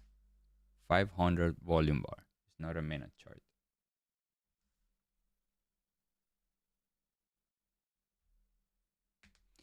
No, I think it's a good move. I'm doing it. Even myself, I'm doing it today. Like if it goes in my direction, I will be aggressive, just moving my stop because I'm counter trend.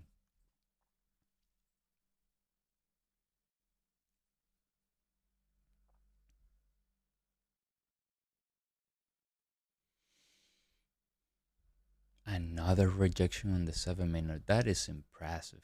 Oh my god, it's really impressive. So at this point, I would wait for another one. I would wait for another one, and then I will re-enter this trade. If I have another 7 minute, let's say, you guys don't watch, are not watching this one, right? But if I have the new 7 minute closing right there, the next one coming here, and a rejection to the upside, I will catch it up. I will catch it just going up, okay?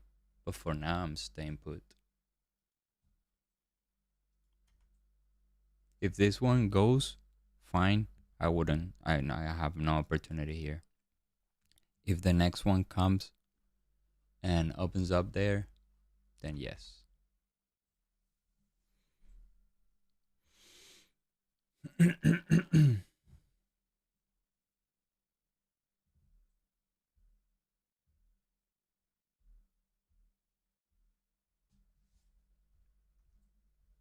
I mean, that's why I force myself to hold to my trades, right? I try to hold them as much as I can. Either hits my stop or my target, right?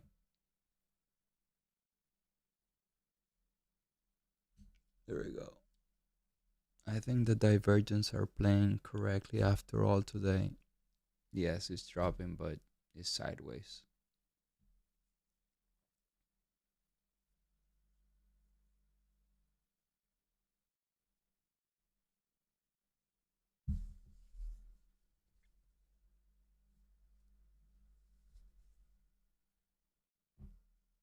There it goes.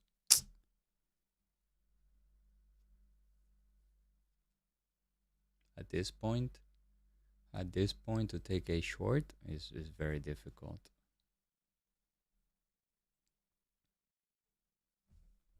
I want to see what happened here that would have told me where to enter the trade.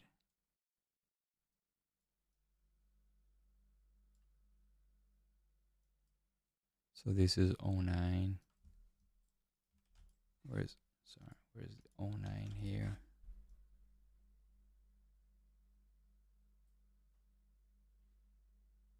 Oh 05. There we go.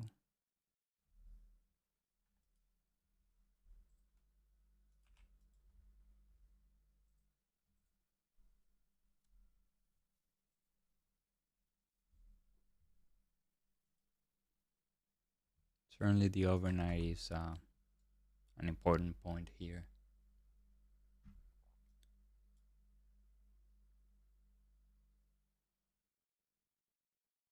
I will not short until the ADQD is at least minus 800. Right now is minus 1060. So I want to short when this thing is exhausted. So I was long here. This was my long. Stopped at break even. Then it went.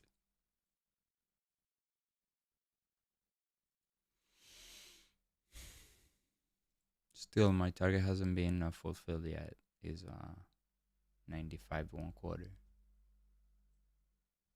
But it has high chances to hit that.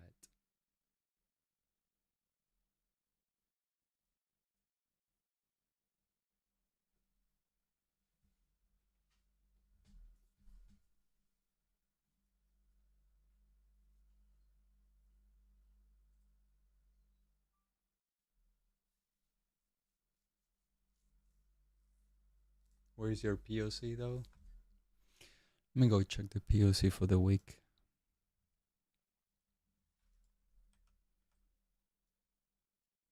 So this is a 30-minute. I'm gonna account for the entire.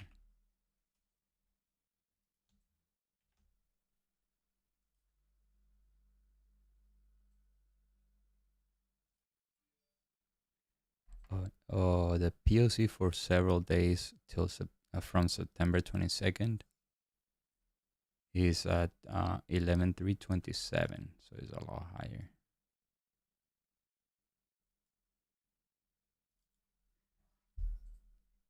27 1/4, and I will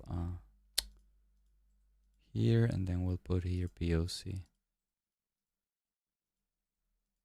There you go. Let's go back to our chart.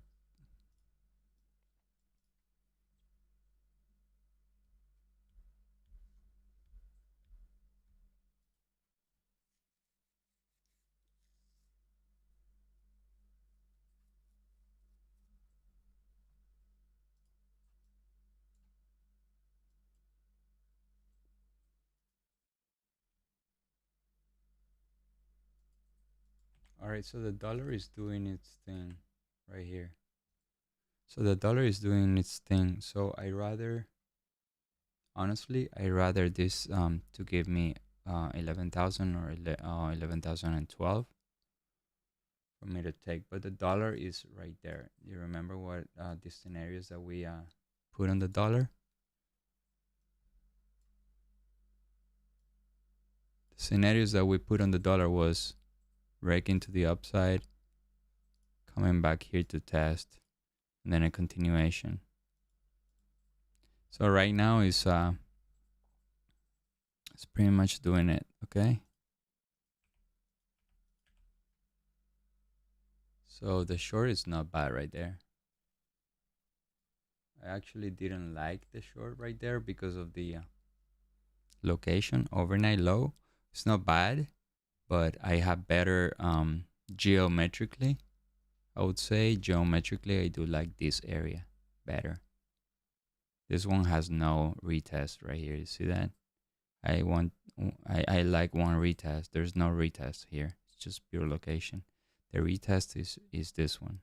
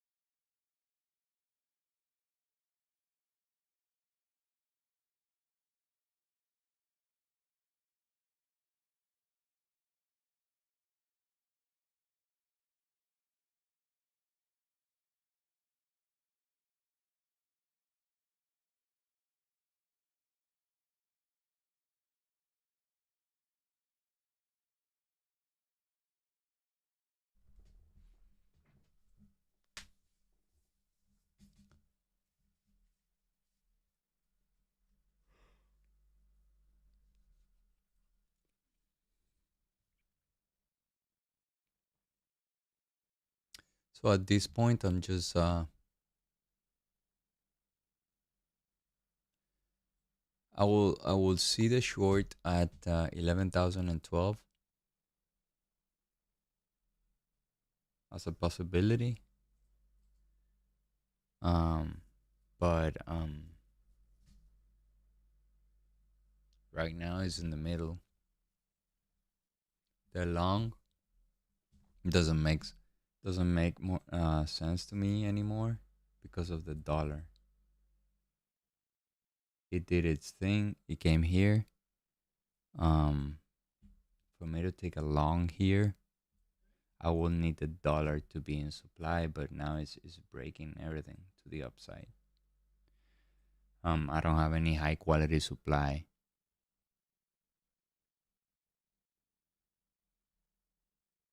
So we will need time for this to create some supplies.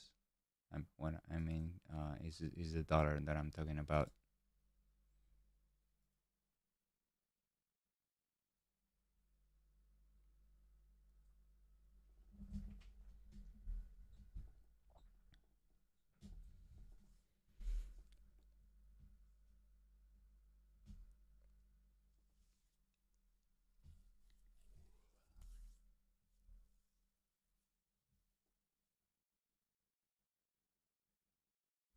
So the longs that I have are not very, very good in terms of geometry.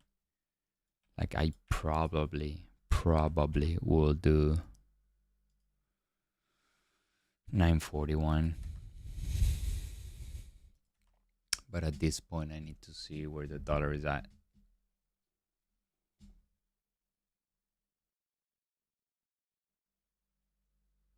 Yeah, the supply is holding right there, but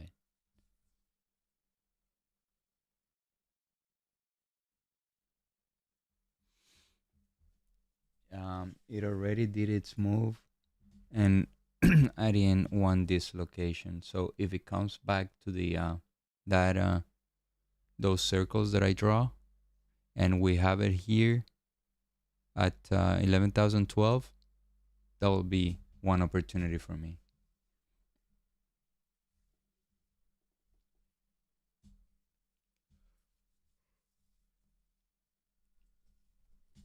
It's gonna take some time, guys. I'm sorry. I took 2 trades. One opportunity did not take. It went to the freaking target.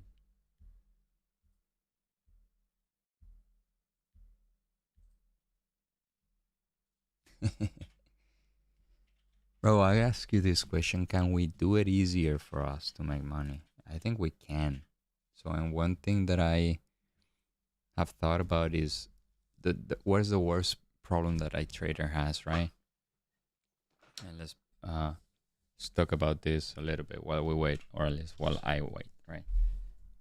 What is the biggest problem that every trader has? And if we put a basket of average traders, right, is that all right? I'm able to make money, right, some days, but one day I just blow everything, right?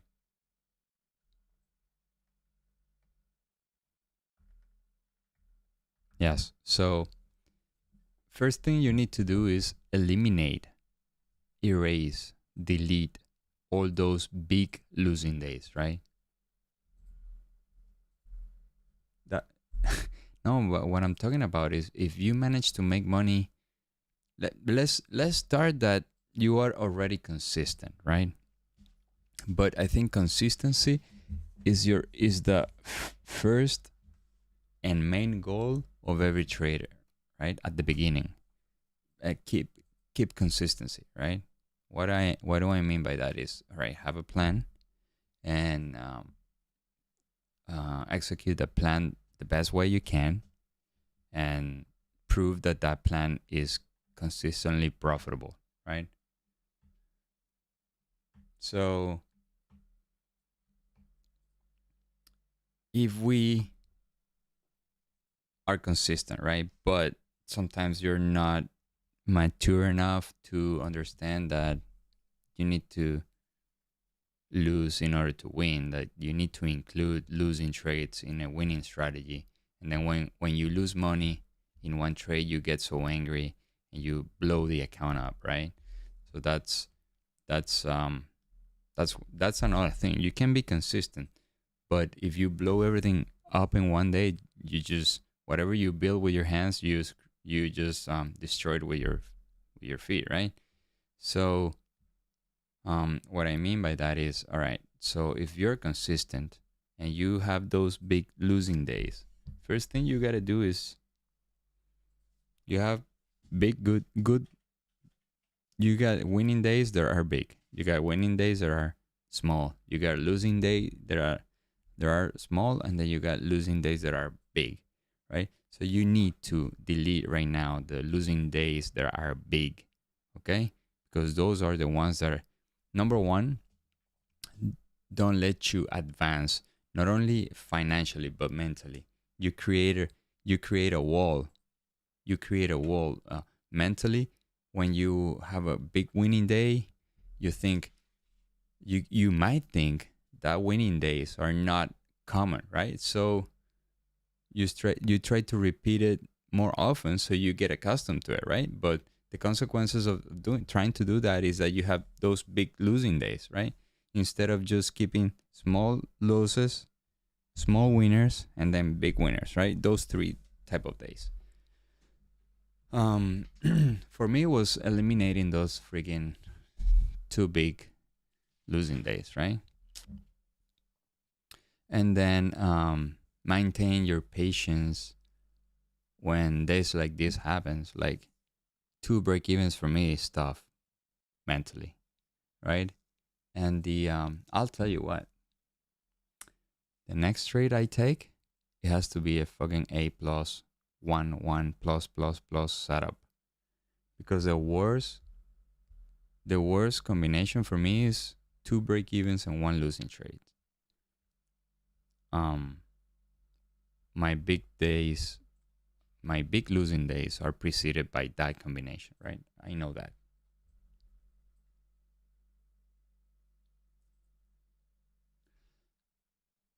You can no look, MB. We can talk about technicals and stuff, keeping the trend inside. I mean, watching the trend, or but that got nothing to do with that. Like, it's just that got nothing to do with technicals, right? Um, you can have a plan just clicking buy at the open, right, and risking 10 points, and that could be your plan. I'm not gonna be the one criticizing a trading plan. Like, I've seen people trading different ways and make money, and different and people trying to trade the same way, and one making money and the other one losing money, right? Because they don't have the psychology, they don't have the risk management really down, right, in their mentality. That's what I'm talking about. Like, for me, and eliminating those big days, big losing days was crucial, right? For me to gain more confidence in my trading plan.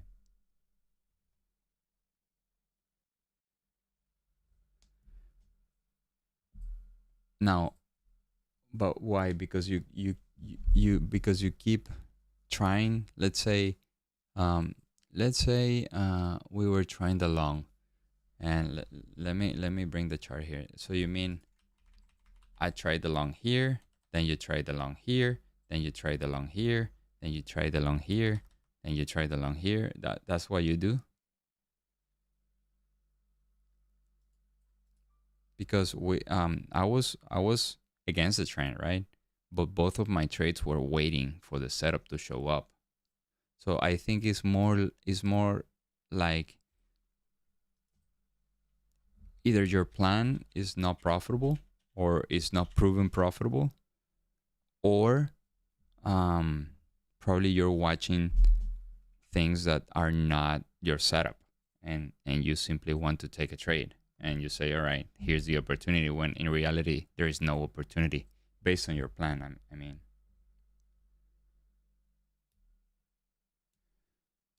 um I understand. But I think on Friday was even worse than today. Today at least we have had some retracement to the upside. Like this one, right? And then we had this one here too. So Friday was a tough day. I didn't take any trade because when I missed the short, there was no um, reversal pattern for me. There was no reversal signals. Um, I know, but trade the reversal is pretty hard. You have to be mentally very strong to say, all right, I will protect my profits, or I will just risk this X, okay? And I won't risk. I want to risk $250, and that's it. If it doesn't work, I didn't lose a rib or a leg, okay? Um, yeah, like Friday was very tough day. I didn't take any trade because I didn't manage. I didn't take the short, and I was like the short was clear. And if you put a sell order anywhere and you risk, depending on your risk, right? But if you manage to just hold your position, you would have made money at some point. But I do have a plan, and I try to execute it the best way I can.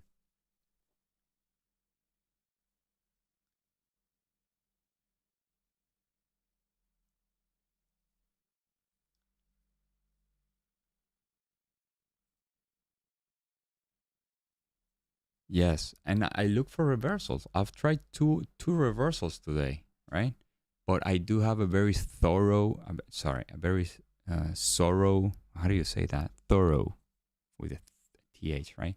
Very thorough process for the reversal. Like I need to have few things. I need to have the tick. I need to have the pattern. I need to have the dollar, right? So the reversal is pretty complicated. It's very hard, right? The best thing you can do is just trade with the trend. Now, trading with the trend, every time the trend is going, your probability gets lower, right? What I mean is like if already went 50 points, it's not the same probability that if you were trading um, 30 points away, right? I don't know if you get my idea, right? It's not the same location like the one that I'm watching here. Yeah, it is working, and it could continue working, right? But the best probability for me is like 11,012, right? I know on the internet, like all traders are so. Let me see if I find the right word, like so eager to take trades, so uh, like rushing into trades that I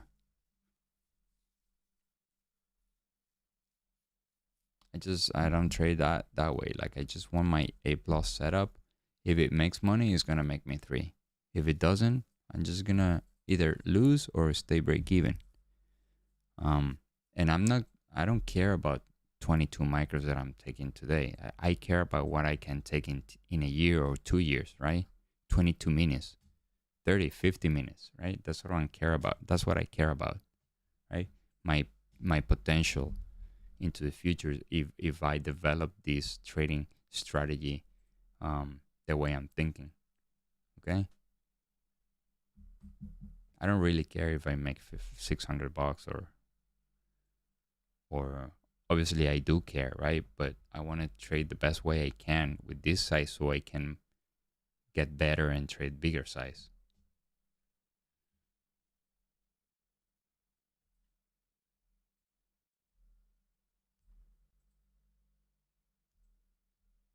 Oh yeah, unlearn is so hard, bro. I had to do that too.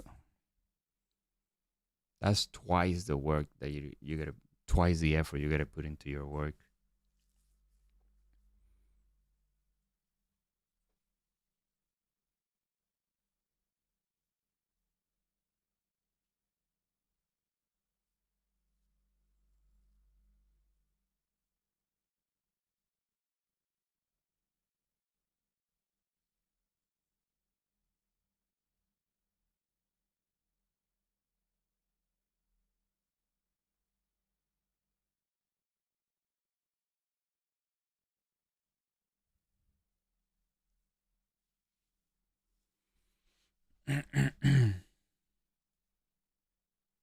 And it can be a bit boring just watching this live stream, right? Because it's 2.5 hours, and I have taken 2 trades, 2 break-evens, right?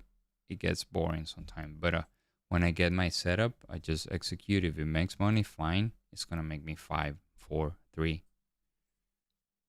So those guys are entertaining more than trading.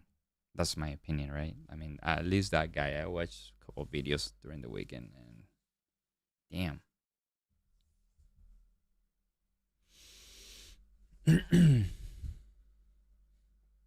Especially for if you're an experienced trader, you can uh, go watch him, right, and enjoy. But if you're a newbie and you want to learn, bro, that those are very bad habits too. And look, I'm talking about the standpoint that I did have those habits, right? I did take my stop out. I did have huge risk to for small profit.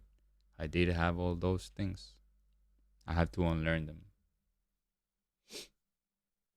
All right, so here's one thing, right? The ADQD created a low, then a sideways for a few minutes. Now went up, retracing back to the downside, and is continuing, creating a higher low. Is yet to see if it's gonna create a higher high. Okay. If this thing changes, right? I was thinking more like if it gets to the minus 800 clean, then I will try the short. Now I want to see what this thing does, okay? So we might have a completely shifted, sorry.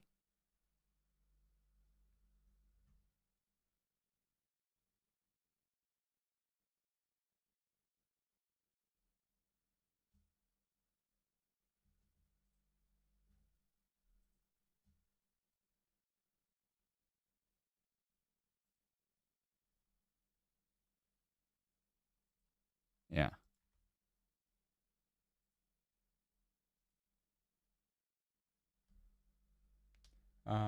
Went to your, so you have taken just one full loss, MB. The rest of them were winners.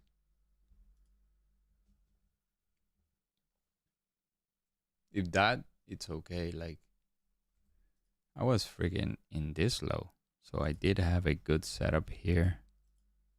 Look at that. That's the low of the day. Sayonara. For now.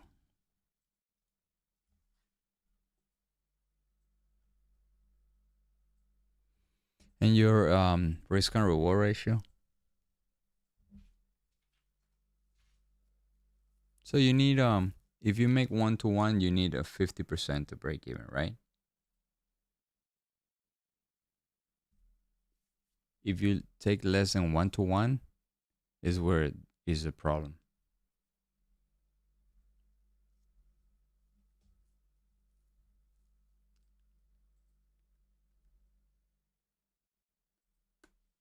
That's why I don't care. Yes, probably a winner today would have been $1,400, but the important thing is that if I get better at this and I'm able to scale up, sorry, um, it's not gonna be 1,300. It can be 13,000, right? And that will take time. It's not gonna be overnight.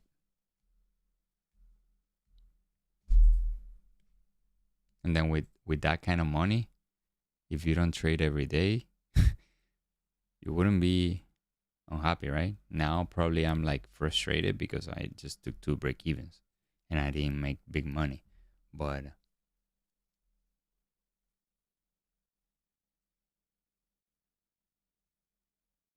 so it's good. So you're profitable though. I know you trade the ES. I know you trade the ES.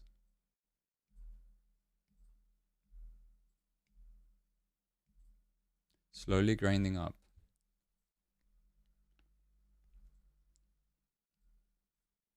All right. So here's the deal. We did have the divergence here on the tick chart. Let's see. So this high was created at 23. So 23 is right here.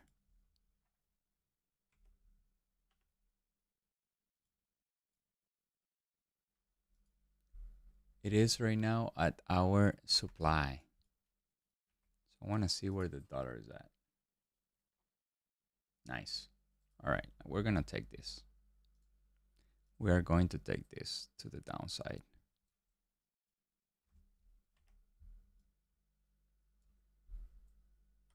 And I want to go for no more than 3. All right, rejected. Why? All right, so I have the order right there set. Let's see if we can take this one. All right, we're in this thing.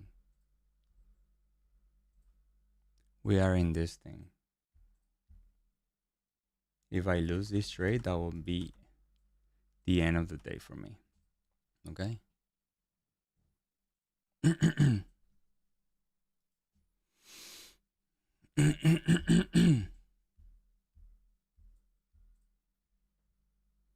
Based on what, MB? The 5 minutes? So I did have everything here. I did have everything. Let's see if we can have some... I want to see where my 1-to-1 is. 19 points. Oh my God, it's hard. It's far. So this is my 1-to-1. I'm gonna put it here.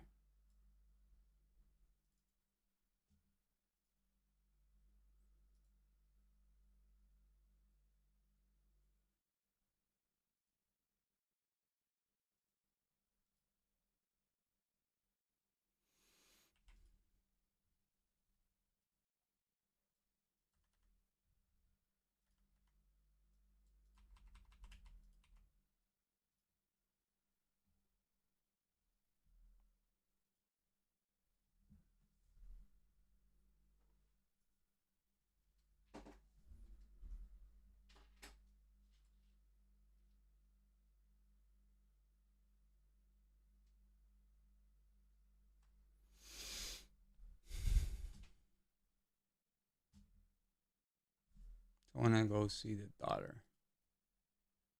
All right, the dollar is right there, is below the area, but it's hitting some demands right there. Let's see if this thing can give us the at least 1-to-1, so we can eliminate every risk from this trade.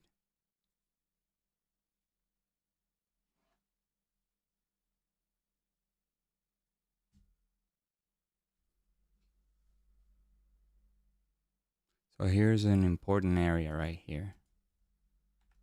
This one. Let's see if we didn't touch it though.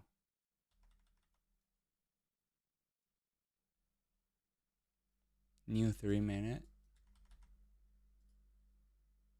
New 3-minute candle. Let's see if we can have a break to the downside in this one.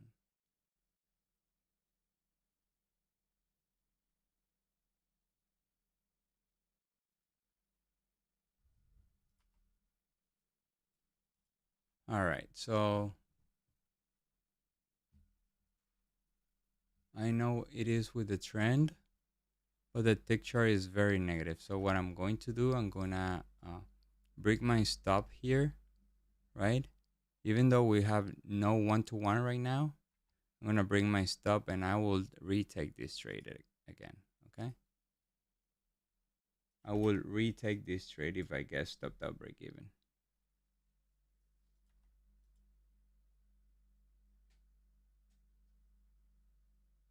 It looks like we're gonna continue to the upside though. The tick chart is on the limit right there. If I do have a divergence there, I could take it to the downside again in this location. But I need the tick chart to break.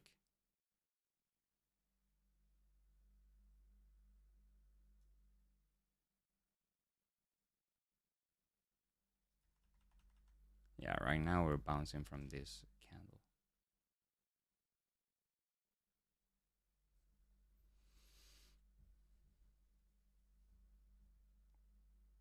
If the dollar continues to go down and my trade continues to go down, that's even better. Right now, it doesn't look like the dollar is just holding there. I don't have a trend reversal right there. Like I just had a pullback continuation, and I'm treating it like a tradable reaction because it's too sideways. It's too sideways.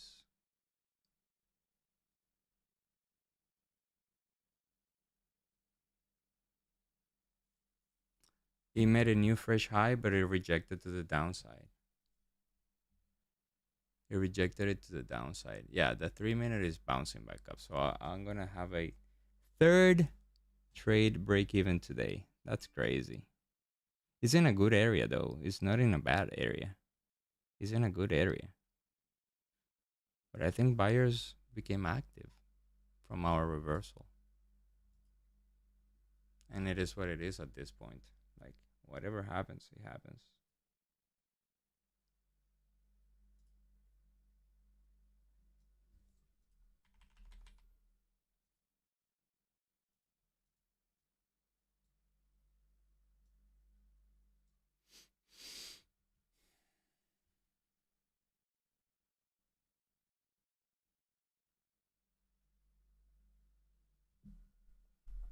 Yeah, the 3 minute looks like it wants to bounce. The 7 minute, let's see the 7 minute. The 7 minute can have a continuation to the upside easily.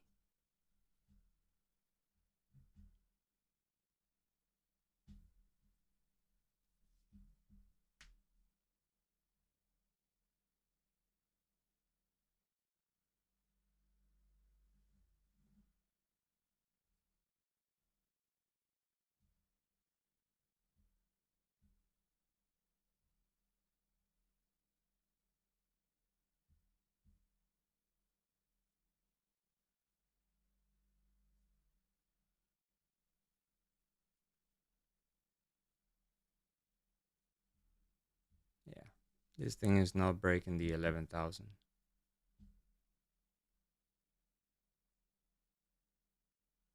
No, I'm not touching this thing. It's either break even or target. I could scale out, but I need to think about it. Like here, when it's close to here, I might scale out. Like you see this, but it needs to come before. I'm not gonna rush into it. Like it's either break even or target. All right, so that's my 1-to-1.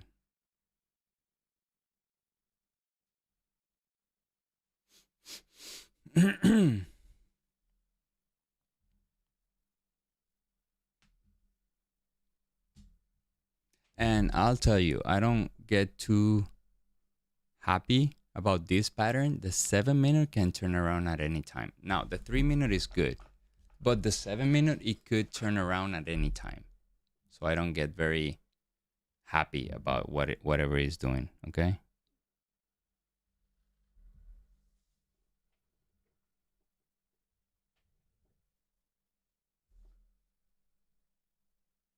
Yeah, it is what it is.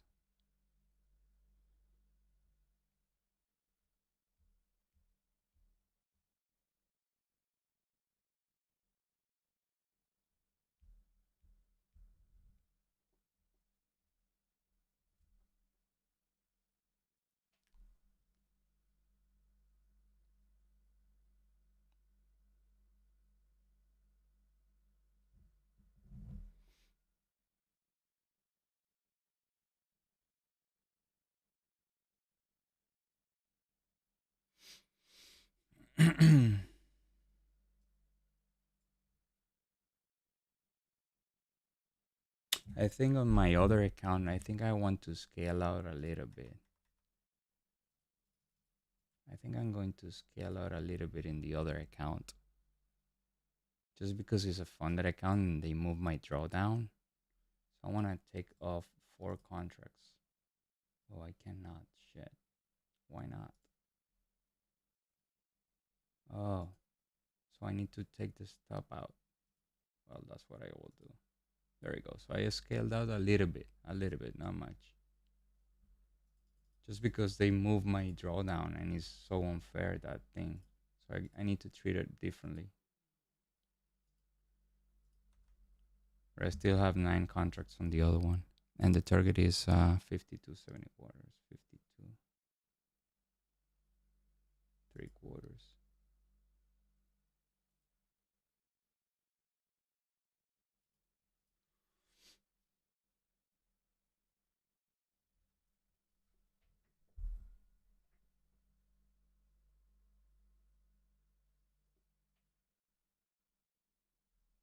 No, it can turn around at any time though. Like I'm not very enthusiastic in the way it's dropping.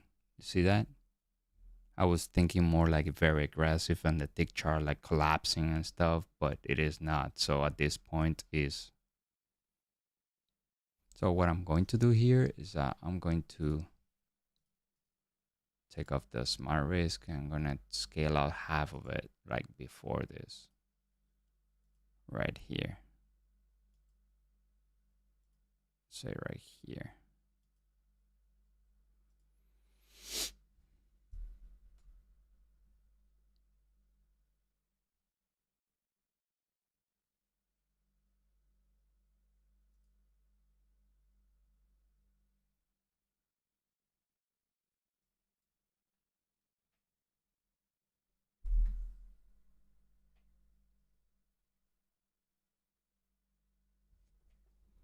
Just because the red line has some buyers right there showing up. So I want to just grab a little bit of money right there.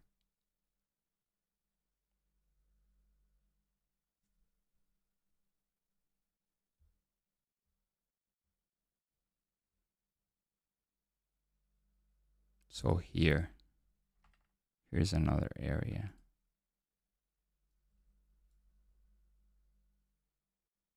Let's see if we can grab a little bit this, at least this one.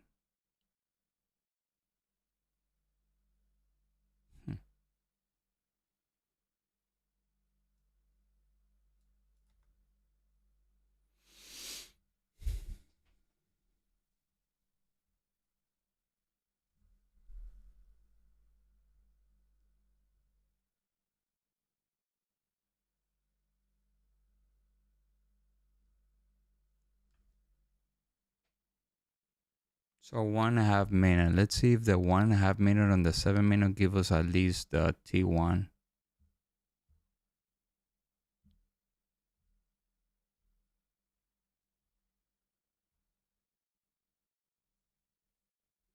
The 3 minute started to hesitate. Let's see. New last minute on the 7 minute.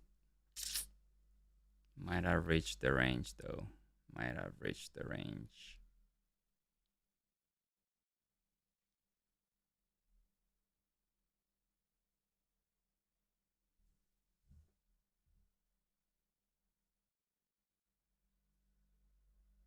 Pictures on the lower side.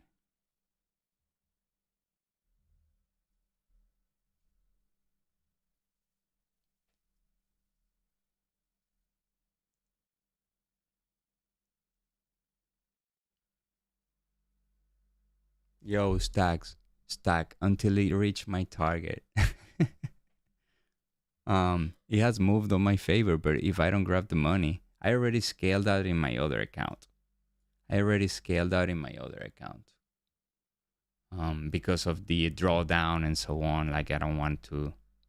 I need to treat it differently, right? So my other account is making $800, and this one is making like 300 and something. Yeah, this might be it, guys. But at this point, I have nothing to do.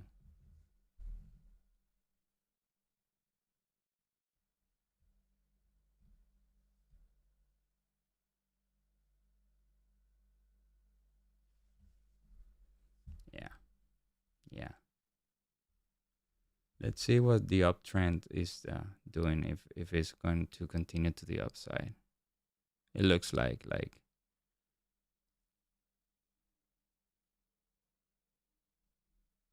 yeah.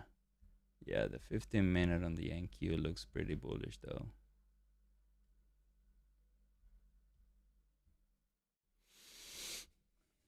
All right, let's see if we can have this one.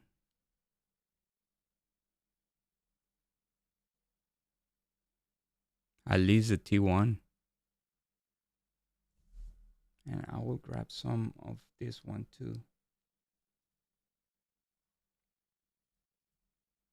I have 9, I'm gonna go get 4.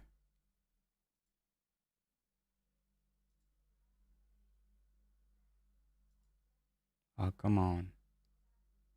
All right, so we got T1.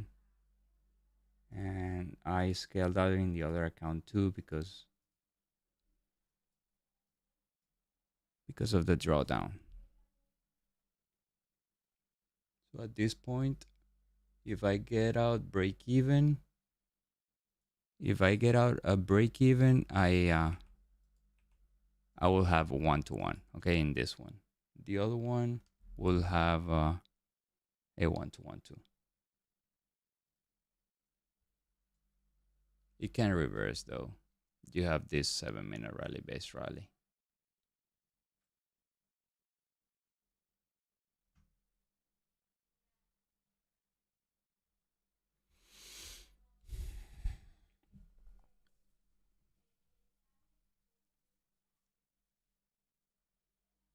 So what will you guys do?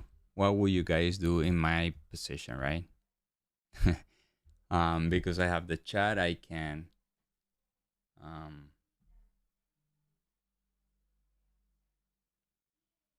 get distracted, right? But the good move here, if I really was like weak in the sense that I would screw up my trade, I would just walk away, right? And the two outcomes is gonna happen. One of them is gonna happen, right? Either the target or okay, so just walk away. If you are in a trade and you have everything set up, everything is good, just walk away from your chart, right? At this point, I am seeing the exhaustion on the tick chart, like big time, big time. So I might want to bring this thing up, okay? I might. The exhaustion on the tick chart is amazing. Let's see if we can have this one.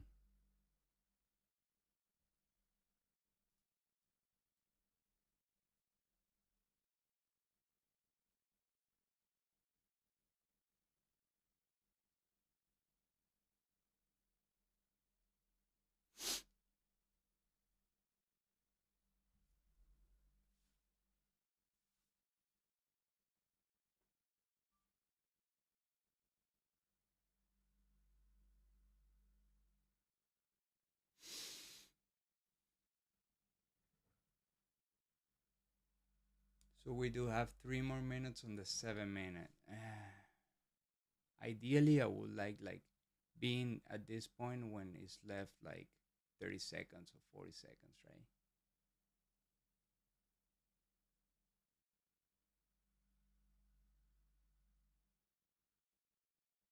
Thank you, buddy. But I think I have to learn to stay more patient.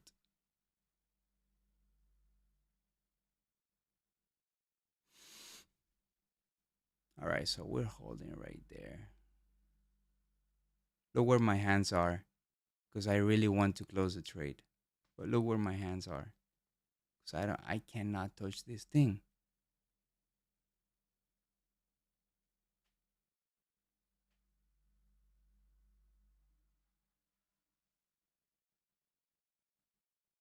I know you like that stack, and I did it for a few reasons. Number one, picture was was not very coherent. Number two, I had to scale out in my other account because of the drawdown. So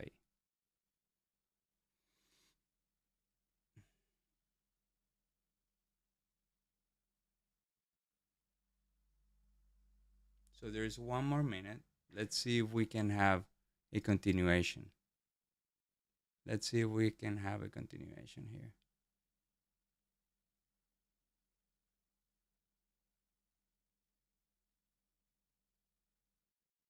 So this thing is, oh my God.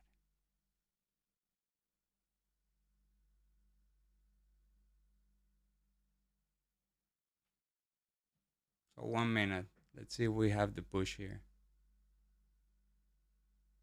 Let's see if we can have the push.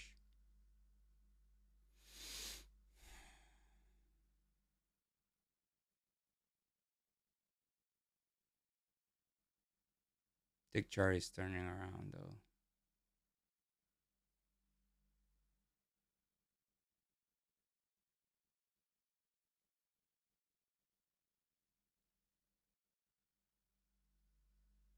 No, I already scaled out. I need to give it some room because what it could happen is that they stop me out and then it continues, right?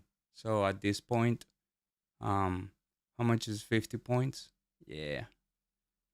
Let's see. It's close enough. Let's see.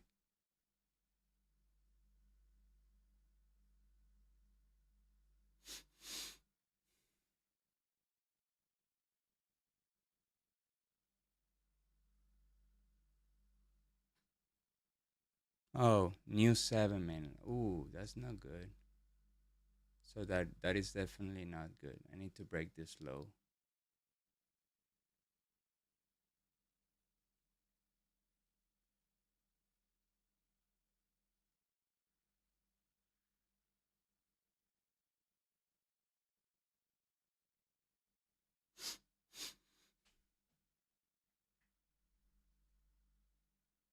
At this point, I will consider moving my stop.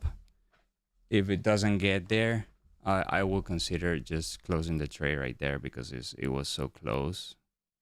But if I wouldn't be here, um, I wouldn't be feeling all these emotions, right? I was just being out there, just um doing something else. So all these emotions were probably were not in my body right now. I'm feeling these emotions because I want to record the trade. I want to just win the trade, okay? But that's my body. That got nothing to do with the market.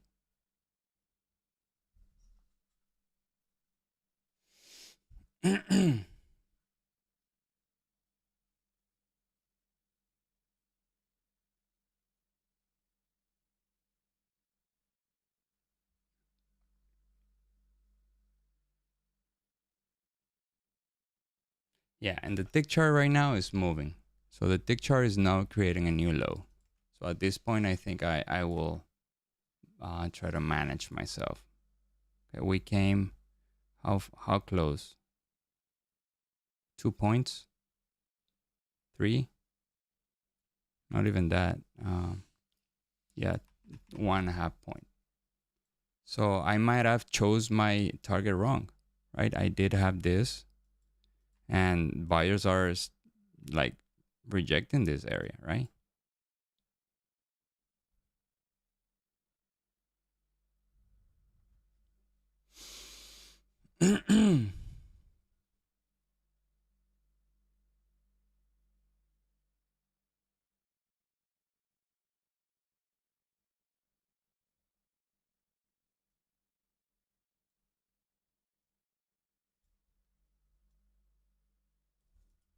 Yeah, buyers are rejecting this area, but I need to be patient. Like at this point, I don't want to do anything. Like I don't want to touch the trade. 58. What do you take? Why? Stack?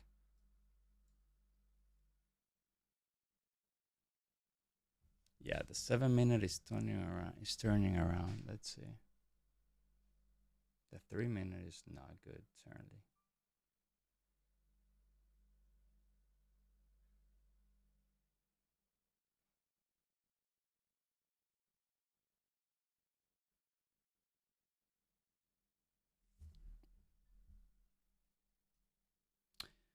All right, guys. So it's coming to a zero line. I want to see the reaction on the zero line. If not, I will just close it, right? On whatever profit that I have. I want to see the zero line on the tick chart.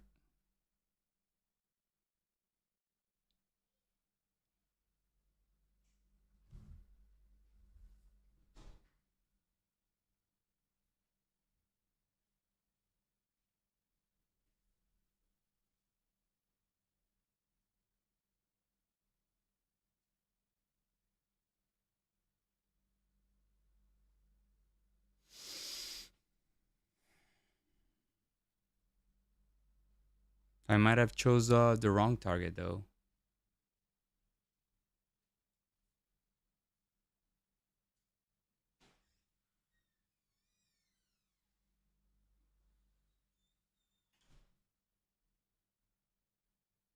Yeah.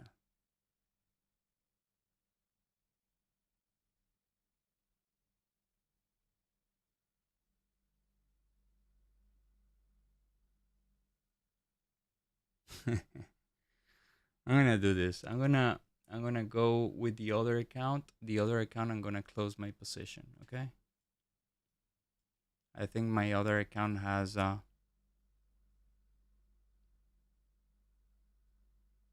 drawdown danger.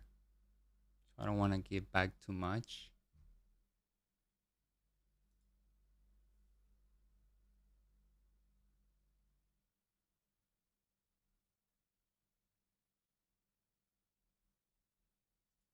So it's 950.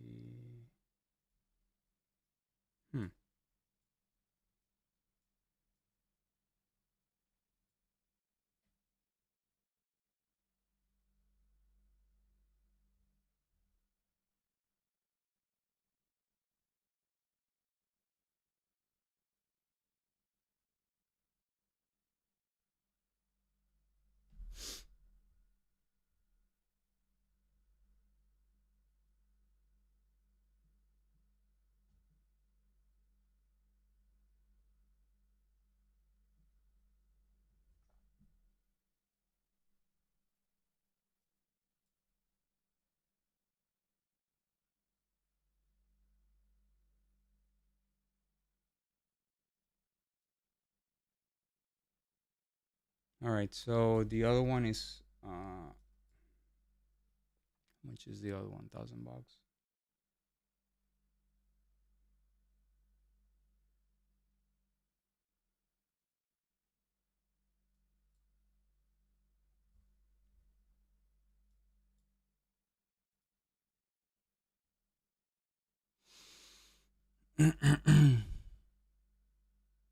So 20 seconds for the next 7. Let's see.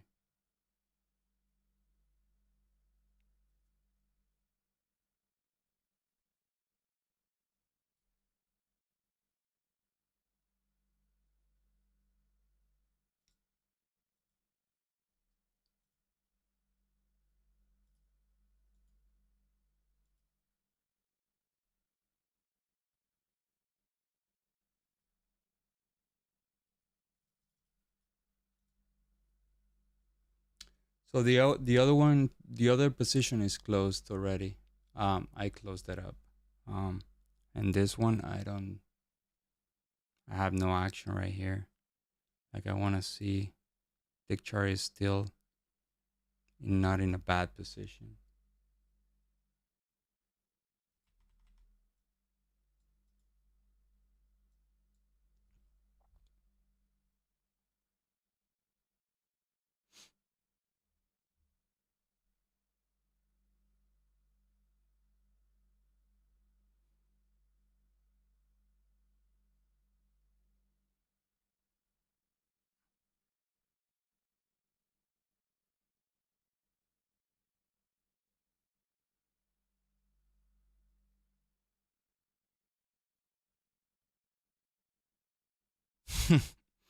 Oh my God. Uh, at this point, it might be better if just I close the position, right? Look at that.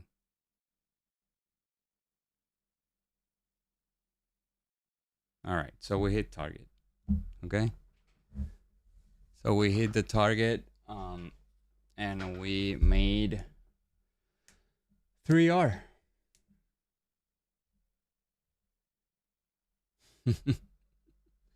Thanks, buddy. Look, if I would have been somewhere else, this thing either gets me break even or target, right? But it's so hard to watch it, man. It's so hard. Like, I guess Stack. Thank you, buddy. Thank you. I think I beginning the how do you call the challenge? Look, this is my other account. This is my other account. So we're gonna start making the challenge, right, on the one up. So I have, this is my personal account and this is the funded account. So let's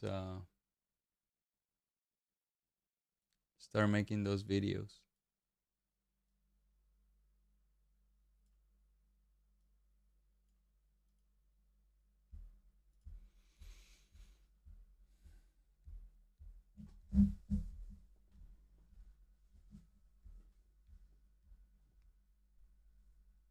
Yeah. What do you mean? What do you mean, Soccernatic? The take profit challenge?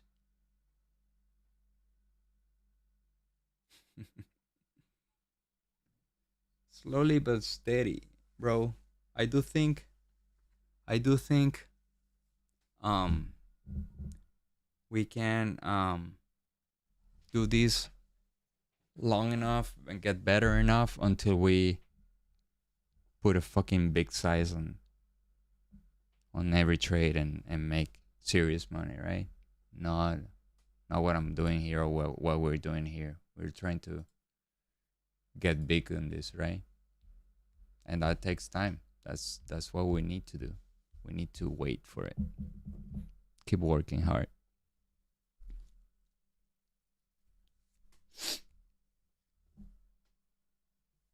Yo, Stack. That's true. You were long. Just kidding, bro. Who knows what is going to happen, bro? If you had a setup right there.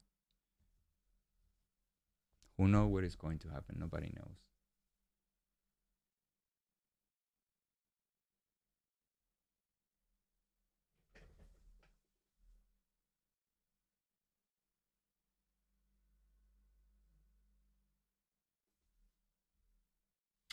I have too many funded accounts. I don't think I need any more.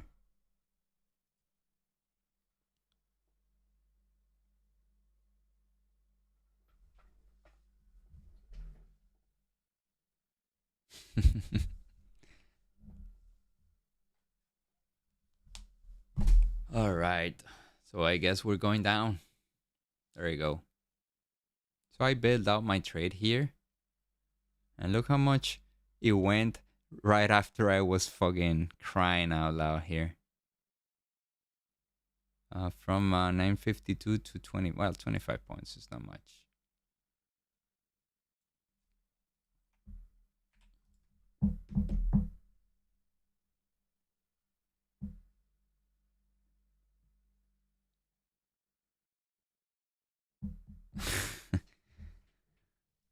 Look, I'm going to be completely transparent with you.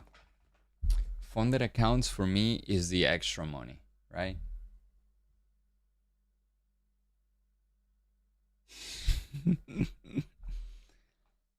Funded accounts for me is the extra money. Like, I treat my personal account as the main one, right? And the other ones are my extra money. So I can risk more money in proportion. Like, I want to do 1% or less in my account, 1% or less in my account. In the other ones, I can do 2.5%, right? I'm being more aggressive on those accounts, right? But if you only have a funded account, then you need to treat it very conservatively, meaning 1%, and you got to be patient to grow it.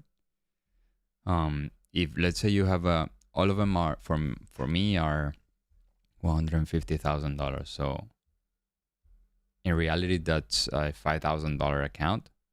$5,000 account times 1% is $500, right? So you can risk, $5,000 account times 1% is $50, right? So you can go ahead and risk 3, 4, 5%, right? In order for you to grow it. But if that is the only account that you have, I would do just 1% or 2% if you want to be a little bit more aggressive, right? I mean, I think funded accounts are good. I do like them. I think they give you the extra push, right? They hurt me in the past because I was treating them like it was a sim trade and I spent a lot of money. But I think there's a lot of lessons that I learned doing that shit, dunking accounts and stuff.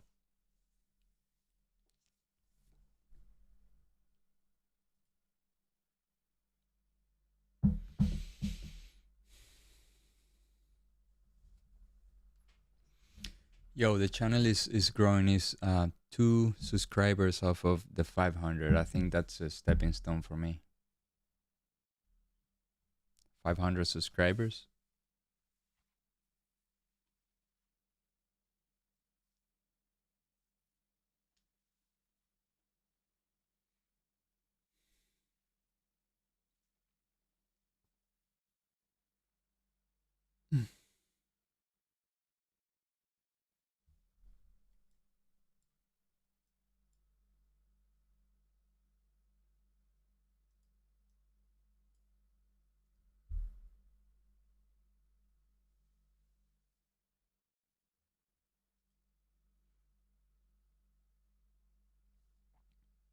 Yo, Suckernatic, haven't you?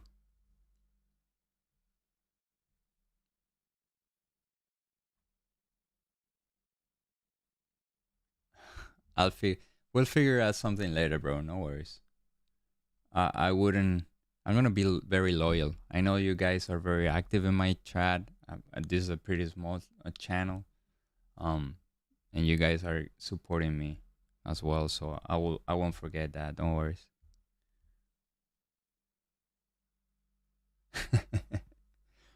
um, I wanted to say something like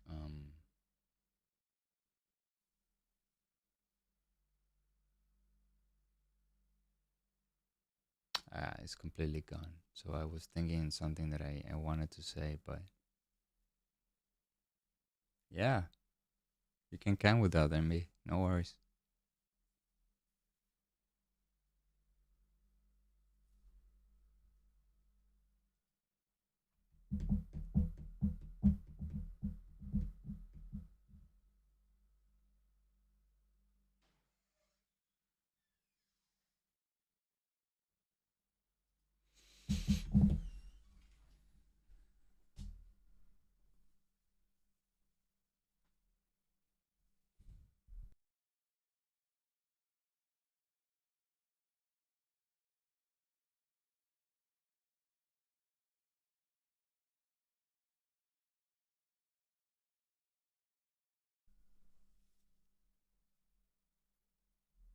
I have 3. I do have Earn to Trade, I have Apex, and I have One Up. This one, the one that I'm doing the challenge with, is the One Up Trader. I do like this company for a few reasons, but one thing is that the Earn to Trade and the One Up, they pay you like One Up has like a different condition for the withdraw of the money if you want to retire. If you want to the payout conditions are different, right? So the best one is Earn to Trade, but Earn to Trade, you will pass the evaluation and they will put you on the live sim account unless you require, unless you ask them, look, I want to be on the live account. So after you pass the evaluation, it's going to take them like 2 weeks for you to have the account already set up, and the live sim is going to be the same conditions. So you always choose the live sim at the beginning because they set it up real quick, right? One up is good. You can withdraw money at any time, but they have certain conditions. Before like 30 days or something, I think 30 days or 40 days, you can withdraw the money, but they will charge you 50% of the profits. After that, you get like 90%. The only thing Top Step I don't like more about Top Step is that you need to make twice the goal, right? Like first phase, then the second phase. Bro, this thing is hard enough for you to make double profits. That's the only thing I don't like. That's the only thing. Like Earn to Trade and One Up, they also have like consistency tests that you cannot make like 100% of the profits in one trade. You got to make like 30% or less, and so on. They have different conditions, but I think Top Step is pretty hard to pass though. If you do it, I haven't even tried it. I know it's very popular, right? I haven't even tried it, but I think the test itself is harder. Now that will teach you a lot. Bro, and the both steps. Shit.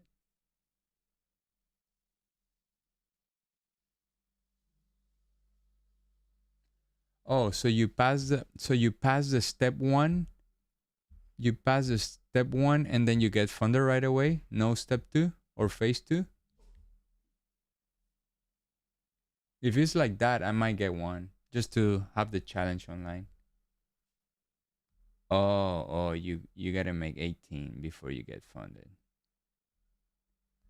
I'm gonna look into it. I'm gonna look into it.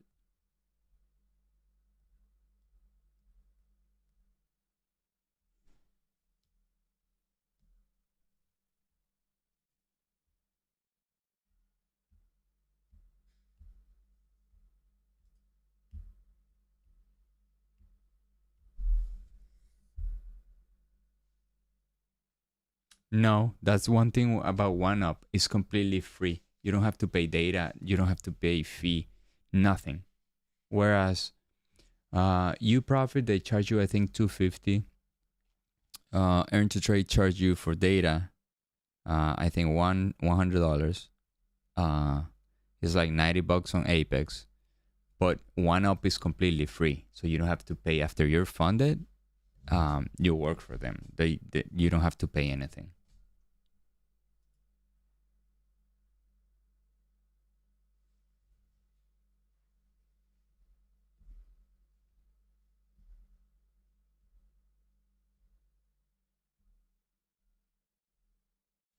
Oh, okay. I'm gonna see how that works.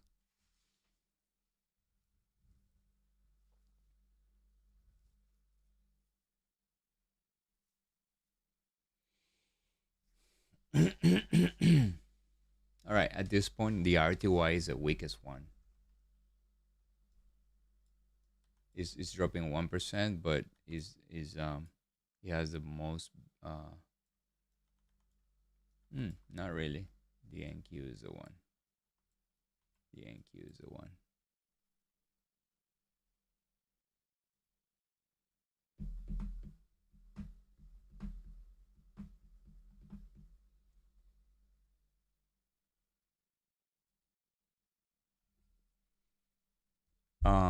Soccer, are you there? Soccer Natic?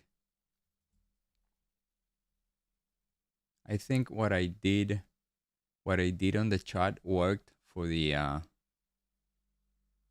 spammer. We haven't have the spammer today.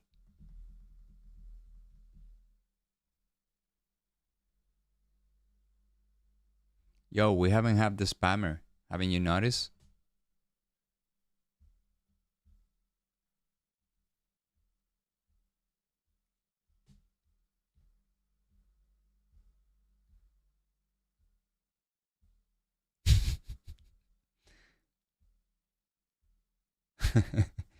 Yeah, no, I think that worked. Finally. Yeah, my friend told me, George told me what to do, and I thought I did. I think I thought I did it, but I didn't do it correctly. But during the weekend, I was like, oh, here's the thing. Then finally worked. Yeah, I didn't have any.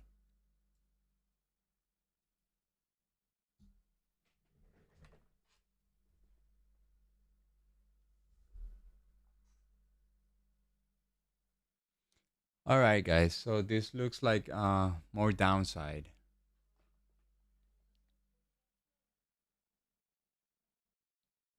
Just more downside. Let's see where the so the divergence is 1222, 1222. It's too close right here. So this is where the divergence is in the chat. In the tick. So I'm not accounting for this divergence, okay? But it looks like we might have more. Yeah, me too. I'm gonna go get lunch, right? See you all guys tomorrow during the live trading session.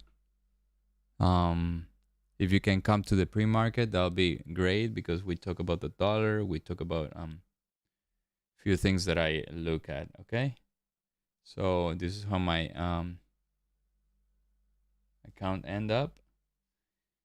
And if you like what I do, please subscribe, smash that like button, and hit that notification button because I go live at least twice a day. And today that I took 3 trades, I will be posting the recap. Okay. Have all a pretty nice day. Please trade safe and don't do stupid shit. Okay. See you all guys tomorrow.